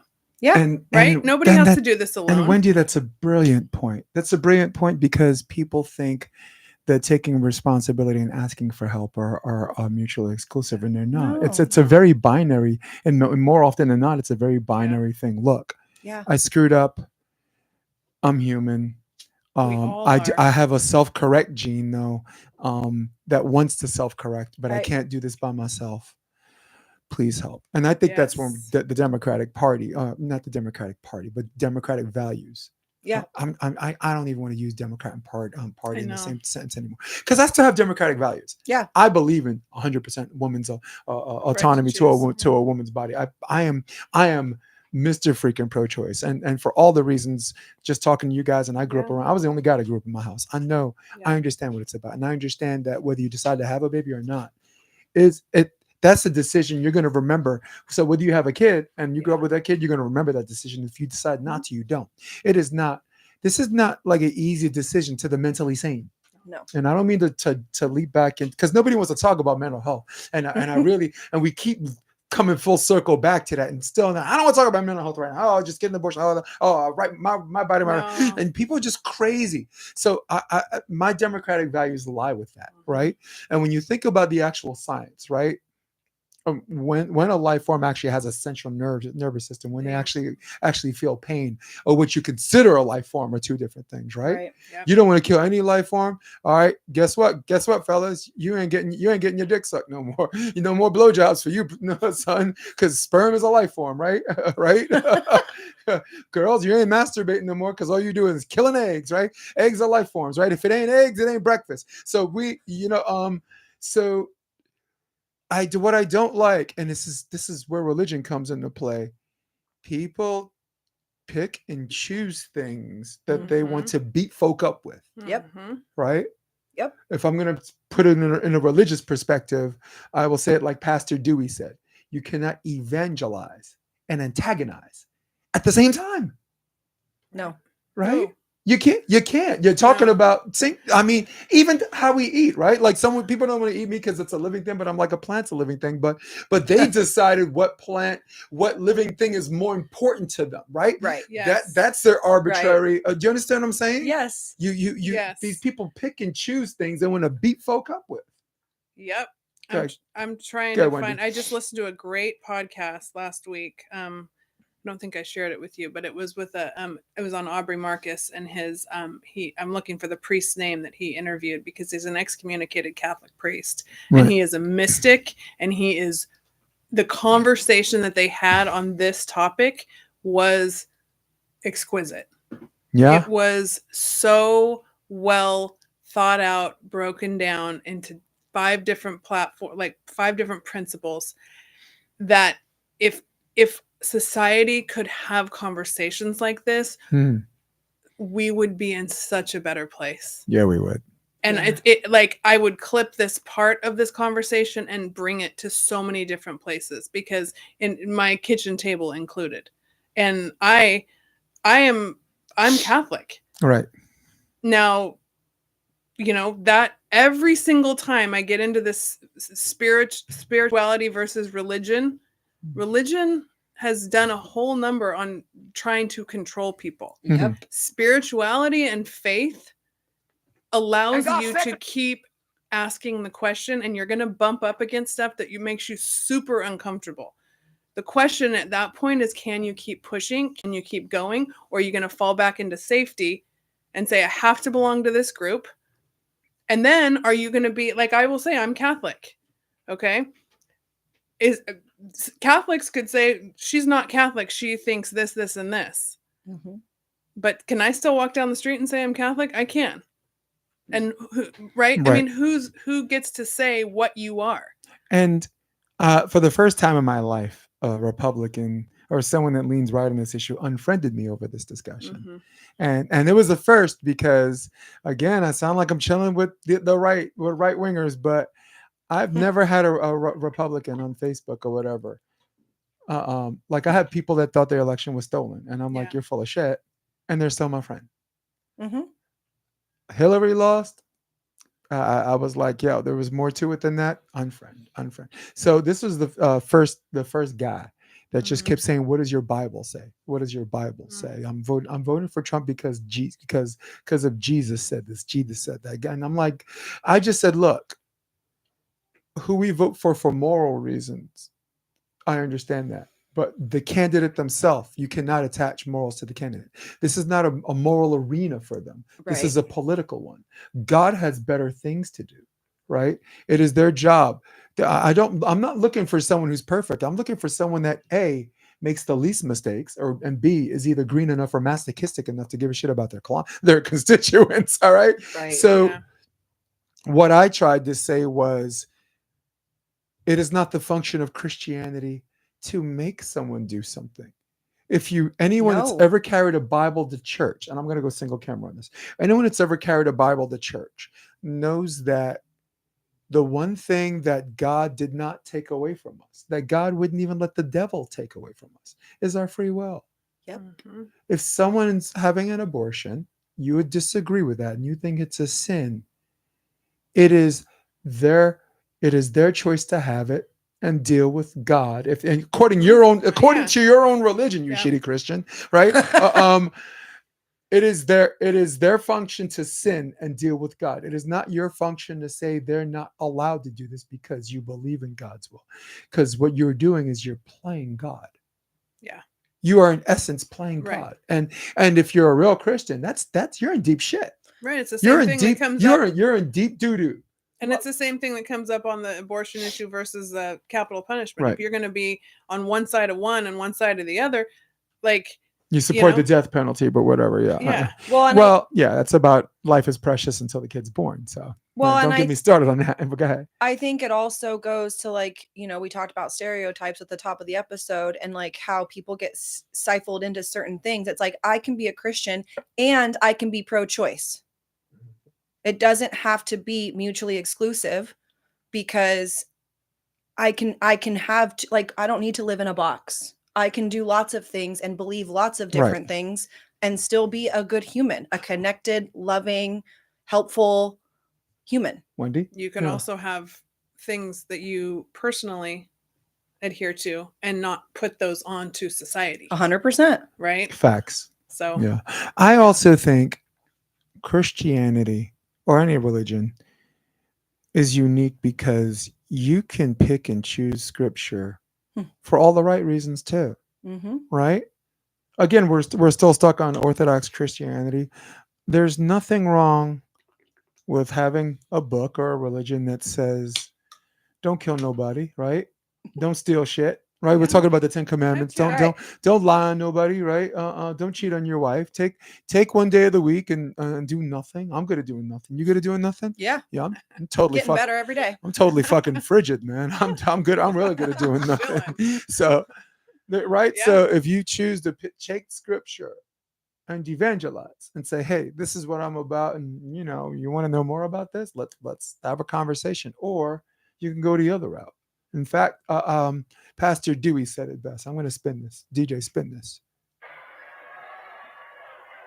We have done what the slave master did to us: dehumanize us, degrade us, demonize us, but then use them for our advantage. He's going to address homosexuality, and it's his example. It's hypocritical to talk about the Supreme Court and calling them Sodom and Gomorrah, which is not what it's all about. But if that's the case, half our churches have been Sodom and Gomorrah for 100 years. Yeah, look at the people in the crowd like, dang, what is he on right now, dude? And he's going to give the example about homosexuality. You got to examine yourself. I said, what do you mean? He said, well, on one hand, you quote homosexuality is an abomination from Leviticus. The book of Leviticus. But you say that right after you ate some shrimp, some catfish, and some lobster. Because shellfish is against... Is the kosher stuff? Yes. Shellfish. As Leviticus said, you can't eat shellfish. You quote Leviticus while you're wearing a wool blend suit. Not allowed to do it. It's also in Leviticus that you shouldn't wear mixed linens. Or you'll be put to death. It's in Leviticus that if your wife is on her cycle, that you shouldn't go in the same house with her or even sleep on the same bed with her. That's in Leviticus. It's in the exact same book. Wow. Of Leviticus. Here's my point. We pick and choose the scriptures that we want to use to beat folk up with, rather than look at our own lives. Yes. Let's go. Do you feel the spirit right now, guys? Do you feel the spirit, dude? Let me tell You got something. goosebumps. If God wanted to judge America, he wouldn't need the Supreme Court system. If he wanted to judge America because of sin, he would judge me in '88 at the Freaknik in Atlanta. Y'all ain't saying nothing. Jesus Christ. Look at your neighbor and tell your neighbor, I don't condemn you. I don't judge you. I'm going to preach Christ to you. Because you can't evangelize and antagonize at the same time. Amen. All right. Excellent. Dude, we in church right now. Where is he? Is that Georgia? His name is Pastor Dewey. Yeah. And yeah, you knew, you talk about getting That's the good freak stuff. neck. Wow. So I saw It's that true. guy and did you see how the level of uncomfortability in the audience? And some people just like, there was one guy that was like, preach, but there was some people that were like, oh, wow, where did that come from? He wasn't. That's Christ consciousness right there, Yeah. not judgmental God. Right. Yeah. And there's a huge difference. Yeah.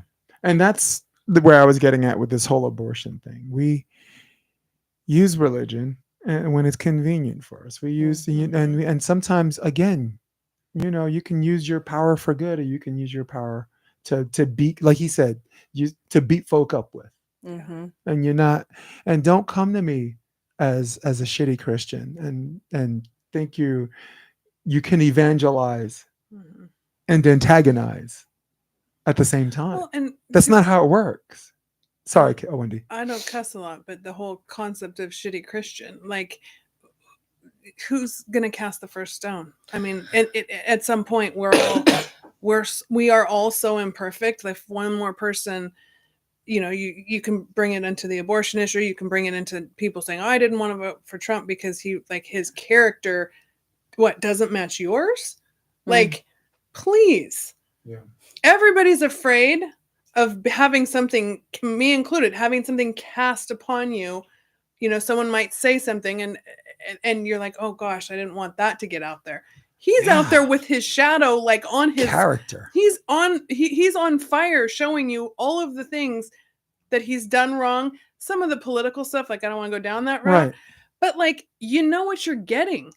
The shadow is there. He's showing it to you. Most people won't show you their shadow. Let's talk. Ashely, go ahead. I was just going to say, I grew up in a non-denominational Christian church. And I think I was just telling you this a couple days ago.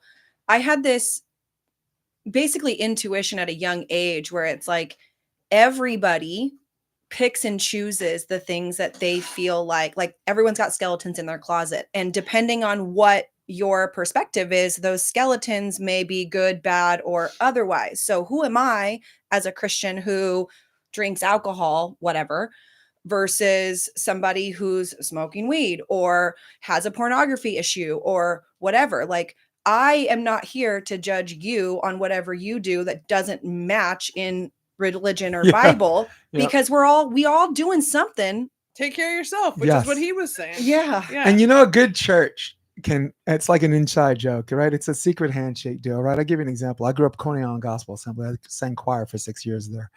And she's like, well, for our new guests, we have grape juice instead of wine for communion because Christians don't drink, amen? And it was like really quiet. She's like, amen? Like everybody was like, but I'm like, and I'm thinking to myself, what did you think was at the Last Supper? Snapple? For our vegans, what do you think was at the Last Supper? Tofu? What are you telling you? Listen to this Aubrey Marcus with the priest. We got to put it in the show notes. This Aubrey Marcus with the mystical excommunicated Catholic priest was awesome. Well, and also in pulp culture right now, we just saw Secret Lives of Mormon Wives come out. If that's not an example of people picking and choosing what matches their religion and what doesn't, or what matches what they want to do, that's a prime example. And we're not even calling out Christians or Catholicism. Yeah, I've been binge watched. Ashley's like, you don't see me right now. She said, you don't see me. Yeah. So yeah, Wendy, sorry. Oh no, that was just. Yeah. Clean up your side of the street, man. Worry about yourself. Yeah. But again, I'd also like to bat. I also think I did a good job here batting cleanup for religion, right? Like religion does get a bad rap when, without religion, maybe some people don't have these established principles to make sure we're decent people, to establish a society of decency, right? So like what our grandmothers taught us. But if you look at the 7 to 10 major religions of the world, they all have the same principles, right? So my whole thing has always been like, what didn't sit right with me? I am so thankful for the Christian faith I was raised with, right? But does it make sense to me that some child born in a Buddhist community isn't going to go to heaven? Like, no, that doesn't sit right with me. So those types of things always growing up would catch me to saying, like, I'm thankful for my faith and I'm thankful for the strength that it gives me, but I'm not here to say that's the only way. And that gets you hung up with a lot, within Christianity, that gets you hung up with people say, you have to live like me. Right. Now, if someone asks you how you live, I'm not afraid to tell you. Right. But no, you don't have to live like you are your own autonomous person moving through this world. Don't hurt people, which is where the 10 commandments come in. Right. But beyond that, not my job to judge. No, it's only our job to give people a little piece of heaven in case that's not where Right. they're going. Right? I mean, that So was one of my loving- favorite sayings. The guy said, "Give me a little piece of heaven in case that's not where I'm going." Right? It's some guy who was dying that wanted like his Yeah. football team to win or something. But I thought it was genius because it applied to so many other things. So we addressed a bunch of reasons why this election was won and lost. And like you said, nobody's identifying Trump by his personality, right? And Jimmy Carter won the election. None of us are rocket scientists, right? Ronald Reagan won the election. None of us were B-level or C-level actors, right? George Bush, H.W. Bush won the election. None of us are spooks from the CIA, right? Bill Clinton, won the election. Not everybody's getting their dick sucked by an intern, right? It's just it's just something, I mean, every other world leader's laughing. They're like, yeah, yes, that's supposed to be a perk, right? Right. Nobody identifies with Bush because we're not all C students that somehow got into Yale, right? So none of us identify with Barack Obama because he's a black and white guy that grew up that went to Punahou High School and not John Dewey in Brooklyn, right? Of course, none of us identify with Donald Trump. He's been a rich kid his whole life. He's been a bully and he's been up and down. And nobody identifies with Joe Biden, even though as far as like being grounded, Joe, and like the good things about Joe Biden, many of us can identify with, which is weird because I thought he's one of the worst political candidates, but at the same time, us as people, like what he did in this, People say that. can identify with identifiable Joe, Just he stayed don't in the rape people. He stayed in the public eye too long. Well, yeah. And you know what happens? It's like watching Muhammad Ali, right? Yeah. Like past his prime. Like I saw Muhammad Ali, like one of the fights before he retired, and he won the fight, but he wasn't Muhammad Ali. Yeah. And the only difference between that Muhammad Ali and Joe Biden is Joe Biden's not winning this fight. Mm-mm. Mike Tyson is going to fight this weekend. Jake Paul, right? Yeah. I don't like the fight. And Jake Paul he's so smart. He used sophomoric psychology. Like, oh, if he beats me, the old man still got it, right? And if I beat him, I beat up an old man. So nothing happens to his legacy. And he made people believe that, but I'm not fooled. Something happens to his legacy because until Mike Tyson doesn't look like himself to his fans, he's still Mike Tyson. Mm-hmm. You know what I'm saying? So to me, Tyson can win this fight and starch this kid in the second round, maybe. And I don't think it gains anything of his legacy. For his legacy, a legacy meaning, and it's unfair because sometimes your legacy, you're identified with the memory that people choose. And that could be the last thing that happens to you, right? Or that could be something that happens in the middle of your life. Like Barack Obama, I want to remember him because the man tried to have, we're dying in America and it's costing a lot of money, and his failed attempt or successful attempt at Obamacare. That's what I choose to remember. Not that he's fucking spying on our citizens and not that, we tortured some folks, right? H.W. Bush, I want to remember him. I want to remember him because he thought in his mind he's fighting for autonomy and freedom, right? Dick Cheney's a whole nother story, right? But there's that, right? So as long as we see the value in the good qualities of people, we can take that and run with it, and it makes dialogue possible. But if you're coming into a conversation assuming the worst, last night I don't like that. Wendy, last night in this chat group, they were talking about Joe Rogan, right? And just like, he doesn't have Joel Stein on. Why? Because he's paid by the he's bought, he's sold out or whatever. And I'm in the chat section and listening, but you can chat at the same time. I'm like, by who? Who's paying him? Right? Yeah. And they're like, Israel. I'm like, Israel. They're like, Joe Rogan's Jewish, right? I'm like, no, he's not. He's Italian. He had a grandparent that's Irish, and he's everything else is close to 100% Italian. And he was baptized in a church. Like Catholics, you know how they baptize babies? Yeah. Where like evangelicals, they baptize you later when you're more consciously aware. But they, when it was my turn to chat, I said I could address a lot of this stuff, but it's just too many people, and this is an unfair fight. And they're like, we're not going to gang up on you. And I'm like, no, an unfair fight for you. I watch. Yeah, no, because I watch 2 episodes a week. Yeah. Right. No, Jay, and that's the thing. Like, you are so well versed. I'm a big defender of him because I listen. When you listen to someone, if I work with Ashely every day and Ashely makes a decision and people want to make presumptions, I'm going to be like, no, I talked to her last night, I was at a restaurant and sitting there and I heard her talk to people about this, and what she's saying and what you're thinking are 2 different things. And historical facts matter. Yes. Who's look, Joe Rogan, you won't see him the next 4 years. This political thing is not his jam. No. This is not his wheelhouse. He only had political people on because they're interesting people. If you listen to the Trump podcast, how much of that actually was about politics? It was a 3-hour podcast, and maybe 20 minutes of it was about whatever. No, it was about Trump being wild in the White House, how Trump came up, his business, right? Tulsi he's Gabbard. curious about people. He's very curious about people. And Yeah. as far as I know, he only has one boss, that's Dana White. Yeah. And in the podcast, actually, Trump's like, I love Dana. And Joe said, Dana's the reason you're on. Dana's the reason you're here, because Joe Rogan doesn't like having political figures on because he's not interested in supporting an agenda. Right. He wants to have a conversation, Yeah. you know? Yeah. And that's what America needs. That's what we had, you know, you know, when there was a difference between editorial and news. and why do you think Then they our trust him? news just went to editorial. Like, storytelling is great. I'm all behind. That's what we do. Like, I love people's stories. Then Rogan's doing that. He's not hard news, but we don't have hard news anymore unless you go to the other side of, you go to the independent journalists, all the people that are pulling off. But Rogan is just a place where people go, and it shows how much they want connection with the stories of other Americans, of how they got to the top. I love the podcast world because for every person out there that doesn't have a mentor, go find your information. Right. Yeah. There's Well- so much good content everybody can learn from. It's free. Yeah. And yet it's censored. Yes. So, Well, like, they asked me, why wouldn't you have Joel Stein on? And because they asked. And I said, if you ask, he's going to say no. Because 9 out of 10 people that ask when they come on the podcast because they have an agenda. Yeah. He doesn't have an agenda. He just wants to have a conversation.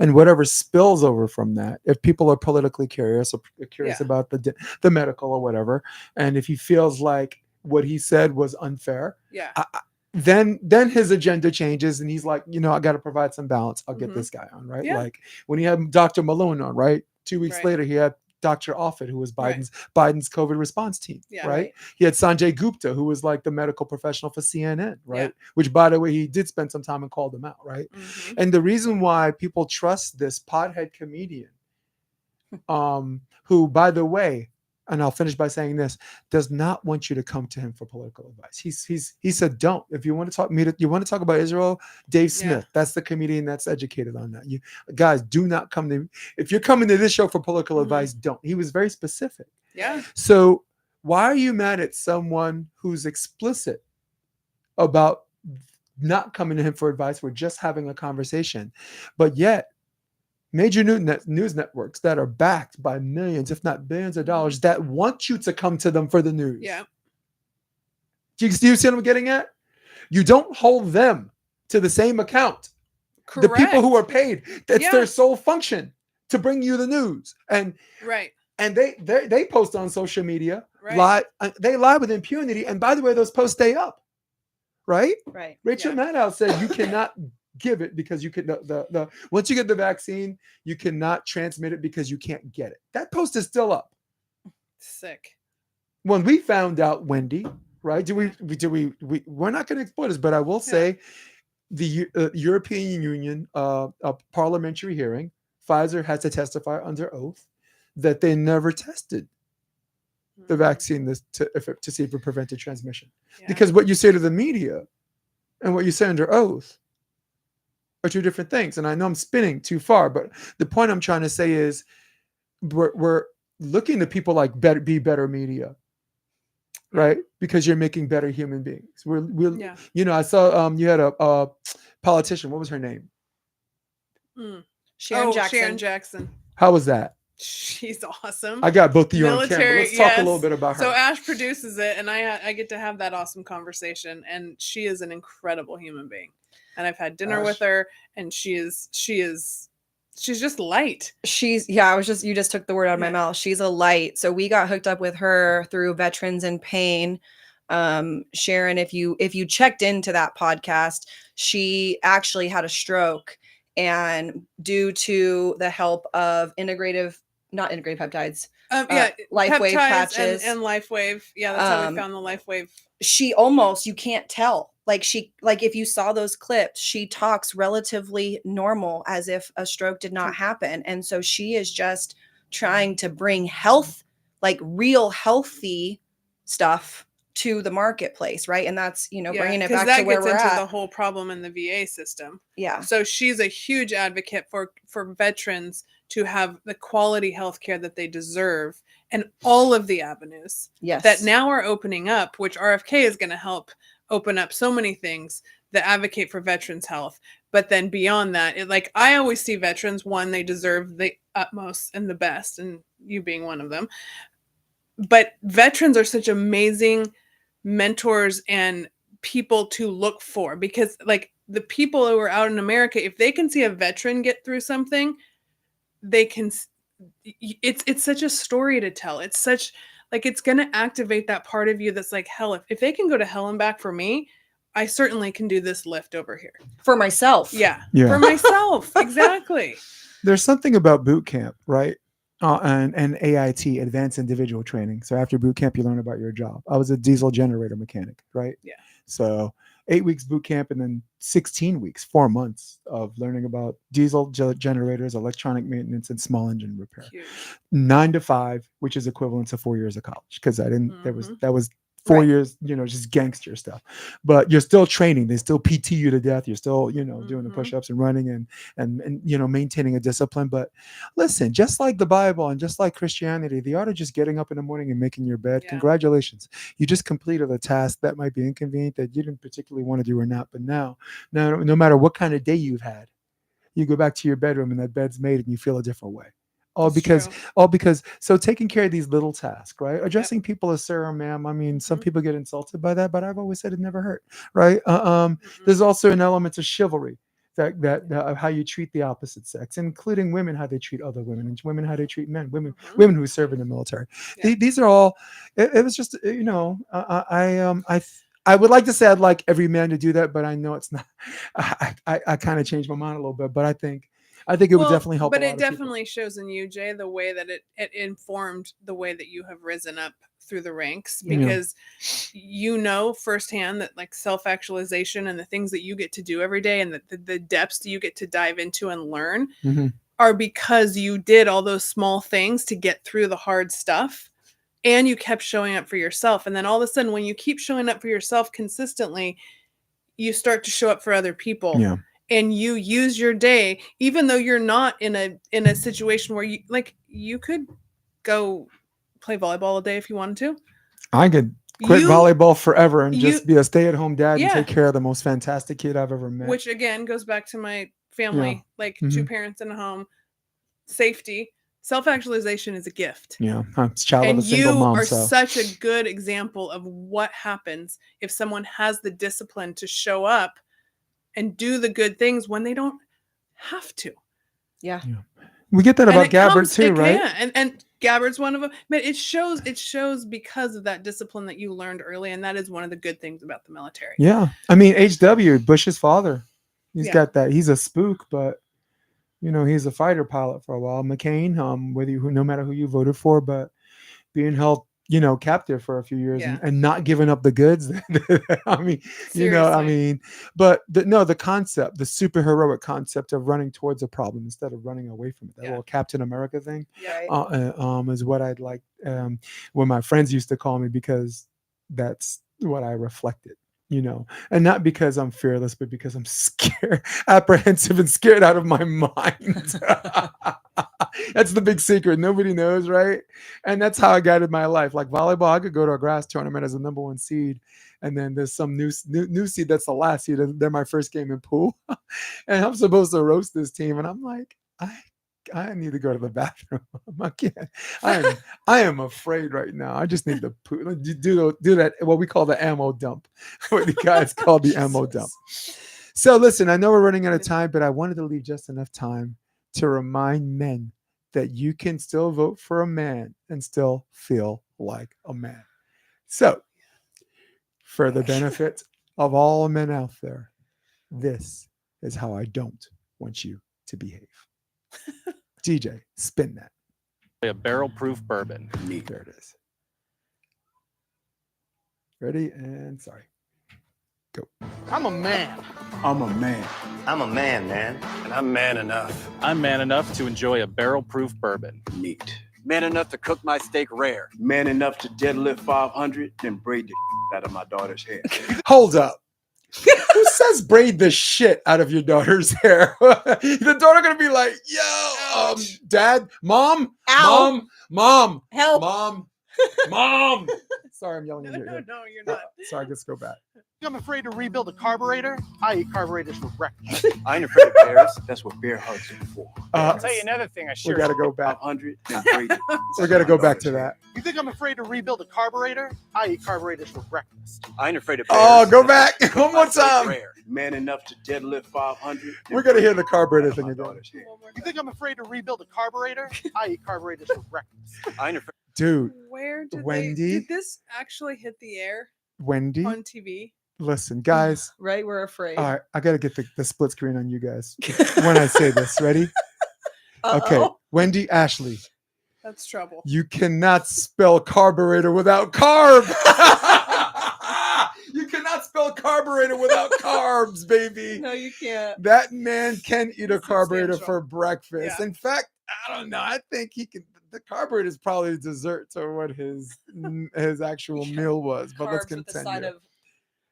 of Bears. Is this That's what weird? bear I'm gonna go hugs back are one for. more time. I'll tell you another thing I sure. You're am not afraid obsessed. of. Women. I'm not afraid of women. I'm not afraid of women. They want to control their bodies? I say go for it. They want to use IVF to start a family? I'm not afraid of families. They want to be childless cat ladies. Have all the cats you want. Woman wants to be president? Well, I hope she has the guts to look me right in the eye and accept my full-throated endorsement. Because I'm man enough to support women. Man enough to know what kind of donuts I like. Man enough to admit I'm lost, even when I refuse to ask for directions. Man enough to not ban young women from reading Little Women. Or one of those pants books that the sisters like. I'm man enough to raw dog a flight. It sucked. Not worth it. I'm man enough to be emotional in front of my wife. In front of my kids. In front of my horse. I'm man enough to tell you that I cry at Love Actually. Good Will Hunting. West Side Story. That and Predator. And I'm sick of so-called men domineering, belittling, and controlling women just so they can feel more powerful. That's not how my mama raised me. I love women. I love women who support their families. Women who decide not to have families. Women who take charge. And I'm man enough to help them win. Gross. Here's my question. Ugh. Where's my ca- Are you man enough to do that commercial for free? Right? That was terrible pandering. Are you man enough to not get paid to pontificate that? Anyone, back to you guys, hold on. Nobody believes that they did that for free. No man would do that for free. Not a chance. I wouldn't Okay. think so. I hope to God not. I mean, I don't know how far someone's throat has to go to make a full-throated Well, endorsement. Right. Like, what are for- those words? Well, the ones I grabbed onto were the guy says, I hope you have the guts to look me in the eye. And what I heard coming from that was look me in the eye and tell me what you think. Because that's what she never did, was tell you what she thinks. And then, so what are you voting for? It's not because men don't want to vote for women. They want to vote for somebody that is actually has a platform and says what they think. End of story. But Ugh, that was This- gross. Now, for all of the women out there who said you're not going to have sex with your significant other because the wrong person won, I think those men would be okay with that. Yikes. I think, yeah. I think they only have sex when you tell them to anyway. Nico Lagan, my guy whose sole purpose is to allow men to be men. He's a men's empowerment person. Nico Lagan, I apologize, but not really. I know you cringed when you saw this video, and I sent this to you, but this is for you. Is it weird? Can I play it again? They're like, no. It's terrible. Actually, let's do Don't it. give Again. it another view. Yeah, one more. Let's one get- more time. Oh, why not? For the content is this creators. weird? This is weird. I'm a man. I'm a man. I'm a man, man. And I'm man enough. I'm man enough to enjoy a barrel-proof. This is how we're gonna end the episode. Man enough to cook my steak rare. Man enough to deadlift 500, then braid the out of my daughter's hair. You think I'm afraid to rebuild a carburetor? I eat carburetors for breakfast. I ain't afraid of bears. That's what bear hugs are for. Bear I'll tell you hugs. another thing I sure as shit am not afraid of. This is the part. Women. I'm not afraid of women. I'm not afraid of women. They want to control their bodies? I say go for it. They want to use IVF to start a family? I'm not afraid of families. They want to be childless cat ladies? Have all the cats you want. Woman wants to be president? Well, I hope she has the guts to look me right in the eye and accept my full-throated endorsement. Because I'm man enough to support women. Man enough to know what kind of donuts I like. Man enough to admit I'm lost, even when I refuse to ask for directions. That Man one's enough funny. to not ban young women from reading Little Women. Or one of those pants books that the sisters like. I'm man enough to raw dog a flight. It sucked. Not worth it. I'm man enough to be emotional in front of my I wife. can't. In front of my kids. In front of my horse. I'm man enough to tell you that I cry at Love Actually. Goodwill Hunting. West Side Story. That and Predator. And I'm sick of so-called men domineering, belittling, and controlling That women is just so so they can feel more powerful. Yeah. That's not how my mama raised me. I love women. I love women who support their families. Women who decide not to have families. Women who take charge. And I'm man enough to help them win. Okay, the only guy I like is the guy who said he could braid the shit out of his daughter's hair. I mean, maybe it's He's a- probably maybe the that's a most little au- aggressive and he's yanking the probably hair back and most forth. authentic, but like it's such a pandering ad, and it's so divisive between the masculine and feminine. It's gross. Well, and it also, like, whether you're a man or a woman watching that, like, there's hidden innuendos in there that are like a slap in the face to Mhm. both To sides. Either way, that's what I mean. It's Like, yeah. What are we talking about? I'm sorry, but I don't feel belittled and controlled by men. No. And I also am trying to relax more into my feminine and not take so much charge. Yeah. Derek Zimmerman Uh-oh. says that guy eats everything for breakfast. Yeah, that's right, Derek. Derek is he's on the last podcast. Yeah, You'll I'll love check him. it out. Derek, tell your mom to watch this. We covered That's- we covered everything on this podcast. Trust me. true. And Oh my and I have gosh. and as a man, I'm man enough to have both women on a split screen and not interrupt him. That's a lie. That's all a lie. good. All right, so guys, we took this as far as I could go, and I got practice tonight, and you probably got practice do tonight too. too. Yeah, my practice got moved back. There's a basketball game in my gym, so that buys me a little bit of time to do some outdoor stuff, some preparation stuff, and then so the other team wants to go to the beach. I'm like, you're not going to the beach 5 to 7. You do know it's daylight It's savings. dark. Right. So, Yeah. so listen, as a man, there's no two women that I respect more than my wife than Wendy Jones right here and Ashely Clark, and I mean that. There's Kelly Campbell.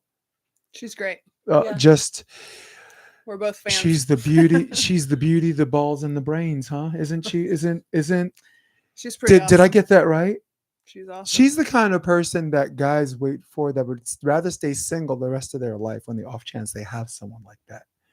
And she's throwing up in her mouth because she hates this kind of praise. Kelly Campbell, I love you. She's like, she does not like this. She's Okay. in the sexist respect, she's more of a man than me as far as being like emotional or whatever, right? In the Yes. stereotypical sense. Yep. So Wendy Jones, Ashely Clark. Wendy, what was the last good book you read? Because you're an avid reader. I and am. An avid reader. suck I at usually reading. have like 5 books going at one time. Ashley knows Yeah. about my ADD, but Power versus Force. Nice. Ashely? Well, that's actually the book I'm reading right now. I guess the Oh. one before that would have been Huh. Zen and the Art of Happiness. Ooh. Yeah. Zen guy is good, man. The Yeah. motorcycle thing too is actually really good. Actually, I'm reading finishing Hate Inc., but I put that behind you, Ashely. You could see it on the camera. It's right there. Right next to it's Fool's Errand, and right next to that is the real Anthony Fauci. Mhm. And there's a guy that wrote a book called Red Pill Revolution of all the studies about COVID and all that stuff. And what's Hate whatever. Inc. looks like Yeah. it needs to be on my list. Why Yeah. today's media makes us despise one another. Yeah, so guys, this is where my Solid. you want to know what my politics are? Look to Ashley's right shoulder. You got Barack Obama, the promise, right?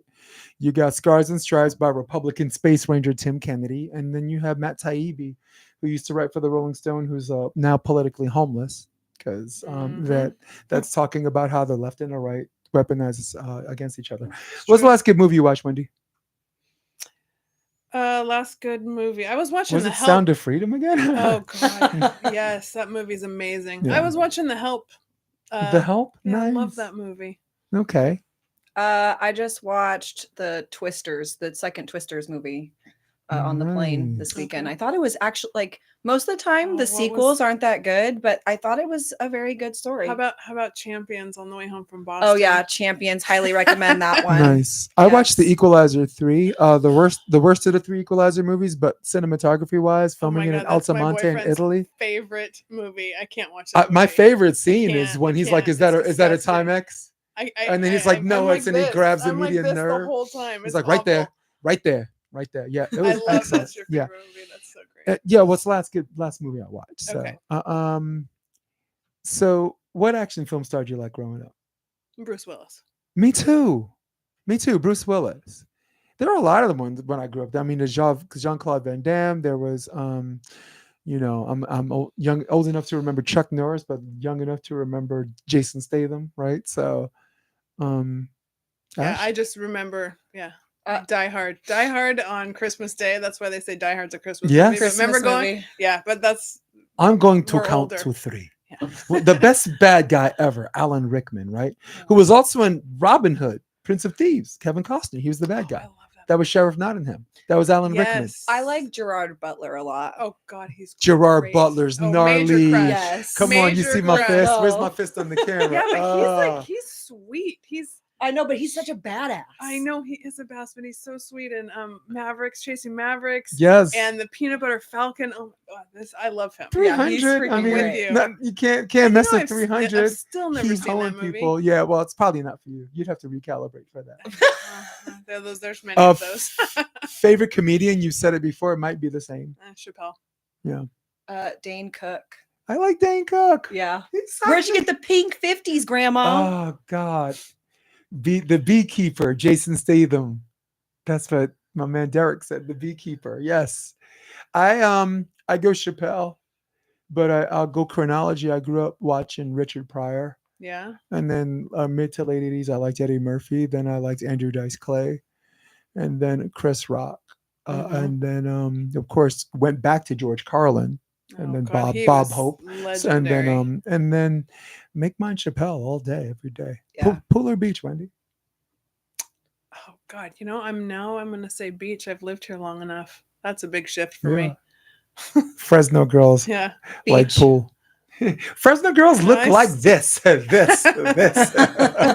Beaches. I love Beach. yeah. I appreciate you because in New York, all of our beaches are kind of dumps unless you go to Long Beach, Long Yeah. Island, right? Long Island, which is actually yeah, better than Long Beach, gorgeous. California. Oh, Gorgeous heck sand. But Hermosa Beach, how could I not say beach when Nah. my first 3 years, that was my office, Yeah. Yep. right?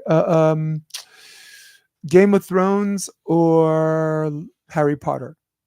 You've asked this one before. Harry No, Potter. the other one was Lord of the Rings. Oh. Yeah. Game of Thrones or Harry Potter? I'm Harry Potter. Harry Potter.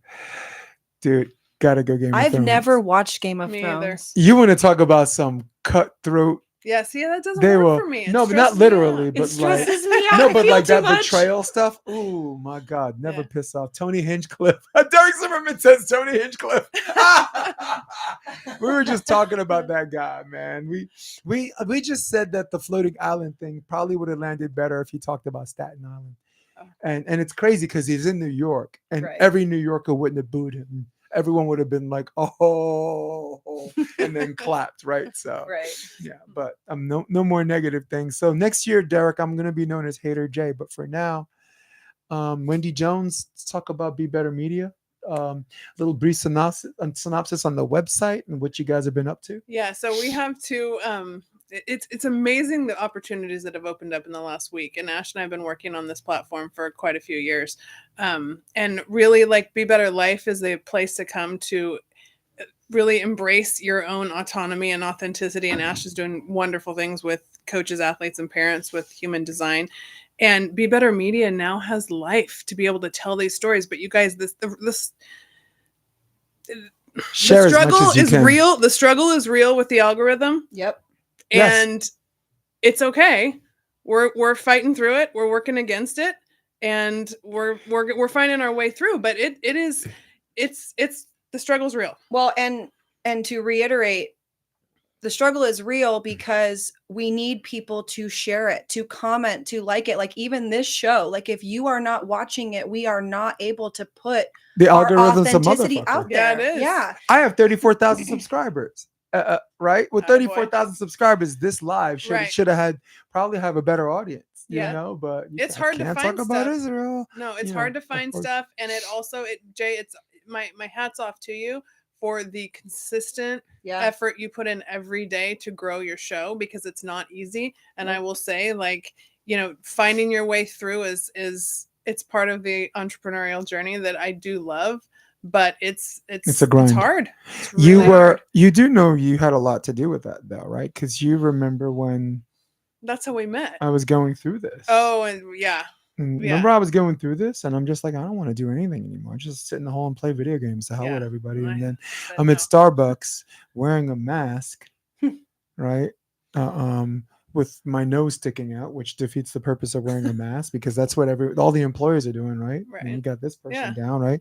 And I'm like, I'm just gonna play video games until everybody, you know, chills out. Yeah, I mean, I got enough money. I'm good, you know. I mean, that was the one thing I didn't have to worry about, thank God. And then you That's showed a up. big deal. No, but then who shows up at Starbucks? You did. So, and you told me this too shall pass. So be better media, guys. We're going to get that. We're going to like, subscribe, and share. Derek Zimmerman, I actually sent him a clip of Not For Me, But For Thee. Yes. Because you guys allowed me to do 3 episodes for Undivided, where that's kind of like the cat's away, the mice play type thing.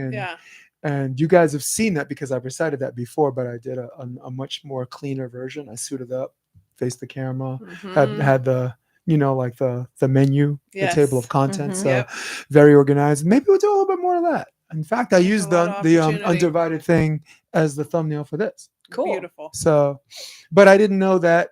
I knew you guys were going through the algorithm hell, but I got to do a better job of sharing too. So, you know. It's all good. All right, guys. So, Derek Zimmerman, be true and authentic, Jason. Derek Zimmerman, the first time you came on my podcast, we got 9,000 views, and those 9,000 views were organic. I didn't have to promote it. Because he has love from New Orleans. He has love. He was one of these middle of the main draw type guys, and was always in the draw, playing, and probably played the best of every like the last 2 decades. He's probably played everybody at least once. That's fun. Dale Davis was his partner, and you know how New Orleans people do. We went out there, Nola versus all y'all, right? So fun. So yeah, Derek Zimmerman, and it was the only podcast I did on the road. I brought all of my equipment. Yeah. And I did the podcast on the road. So big up to Derek Zimmerman. My hat's off to you, Jay. Like it's not easy. So big up Derek Zimmerman. Big up to Wendy Jones, and for everybody at home. These guys might love you, but I love you too. I can't say I don't love you guys today. I love you guys. I love you for bearing through this with us, because there are a lot of levels that we had to go where it requires patience, because you're not going to agree with everything I said. And for Wendy Jones, who's one of the most fantastic human beings I've met in my life.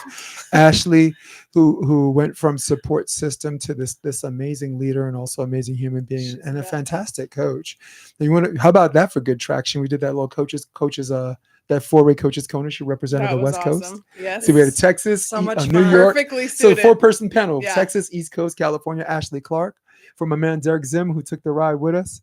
I'm Jason DeBeas. This is the Option Podcast. This is episode 224. We're going to hit my music, guys. Hey, mad love. Peace out, man. Peace out. Check out the Option Podcast on optionvb.com. It's also available on iTunes and Spotify, and on YouTube under the NY Varsity Sports handle. You're going to love what you hear. Awesome.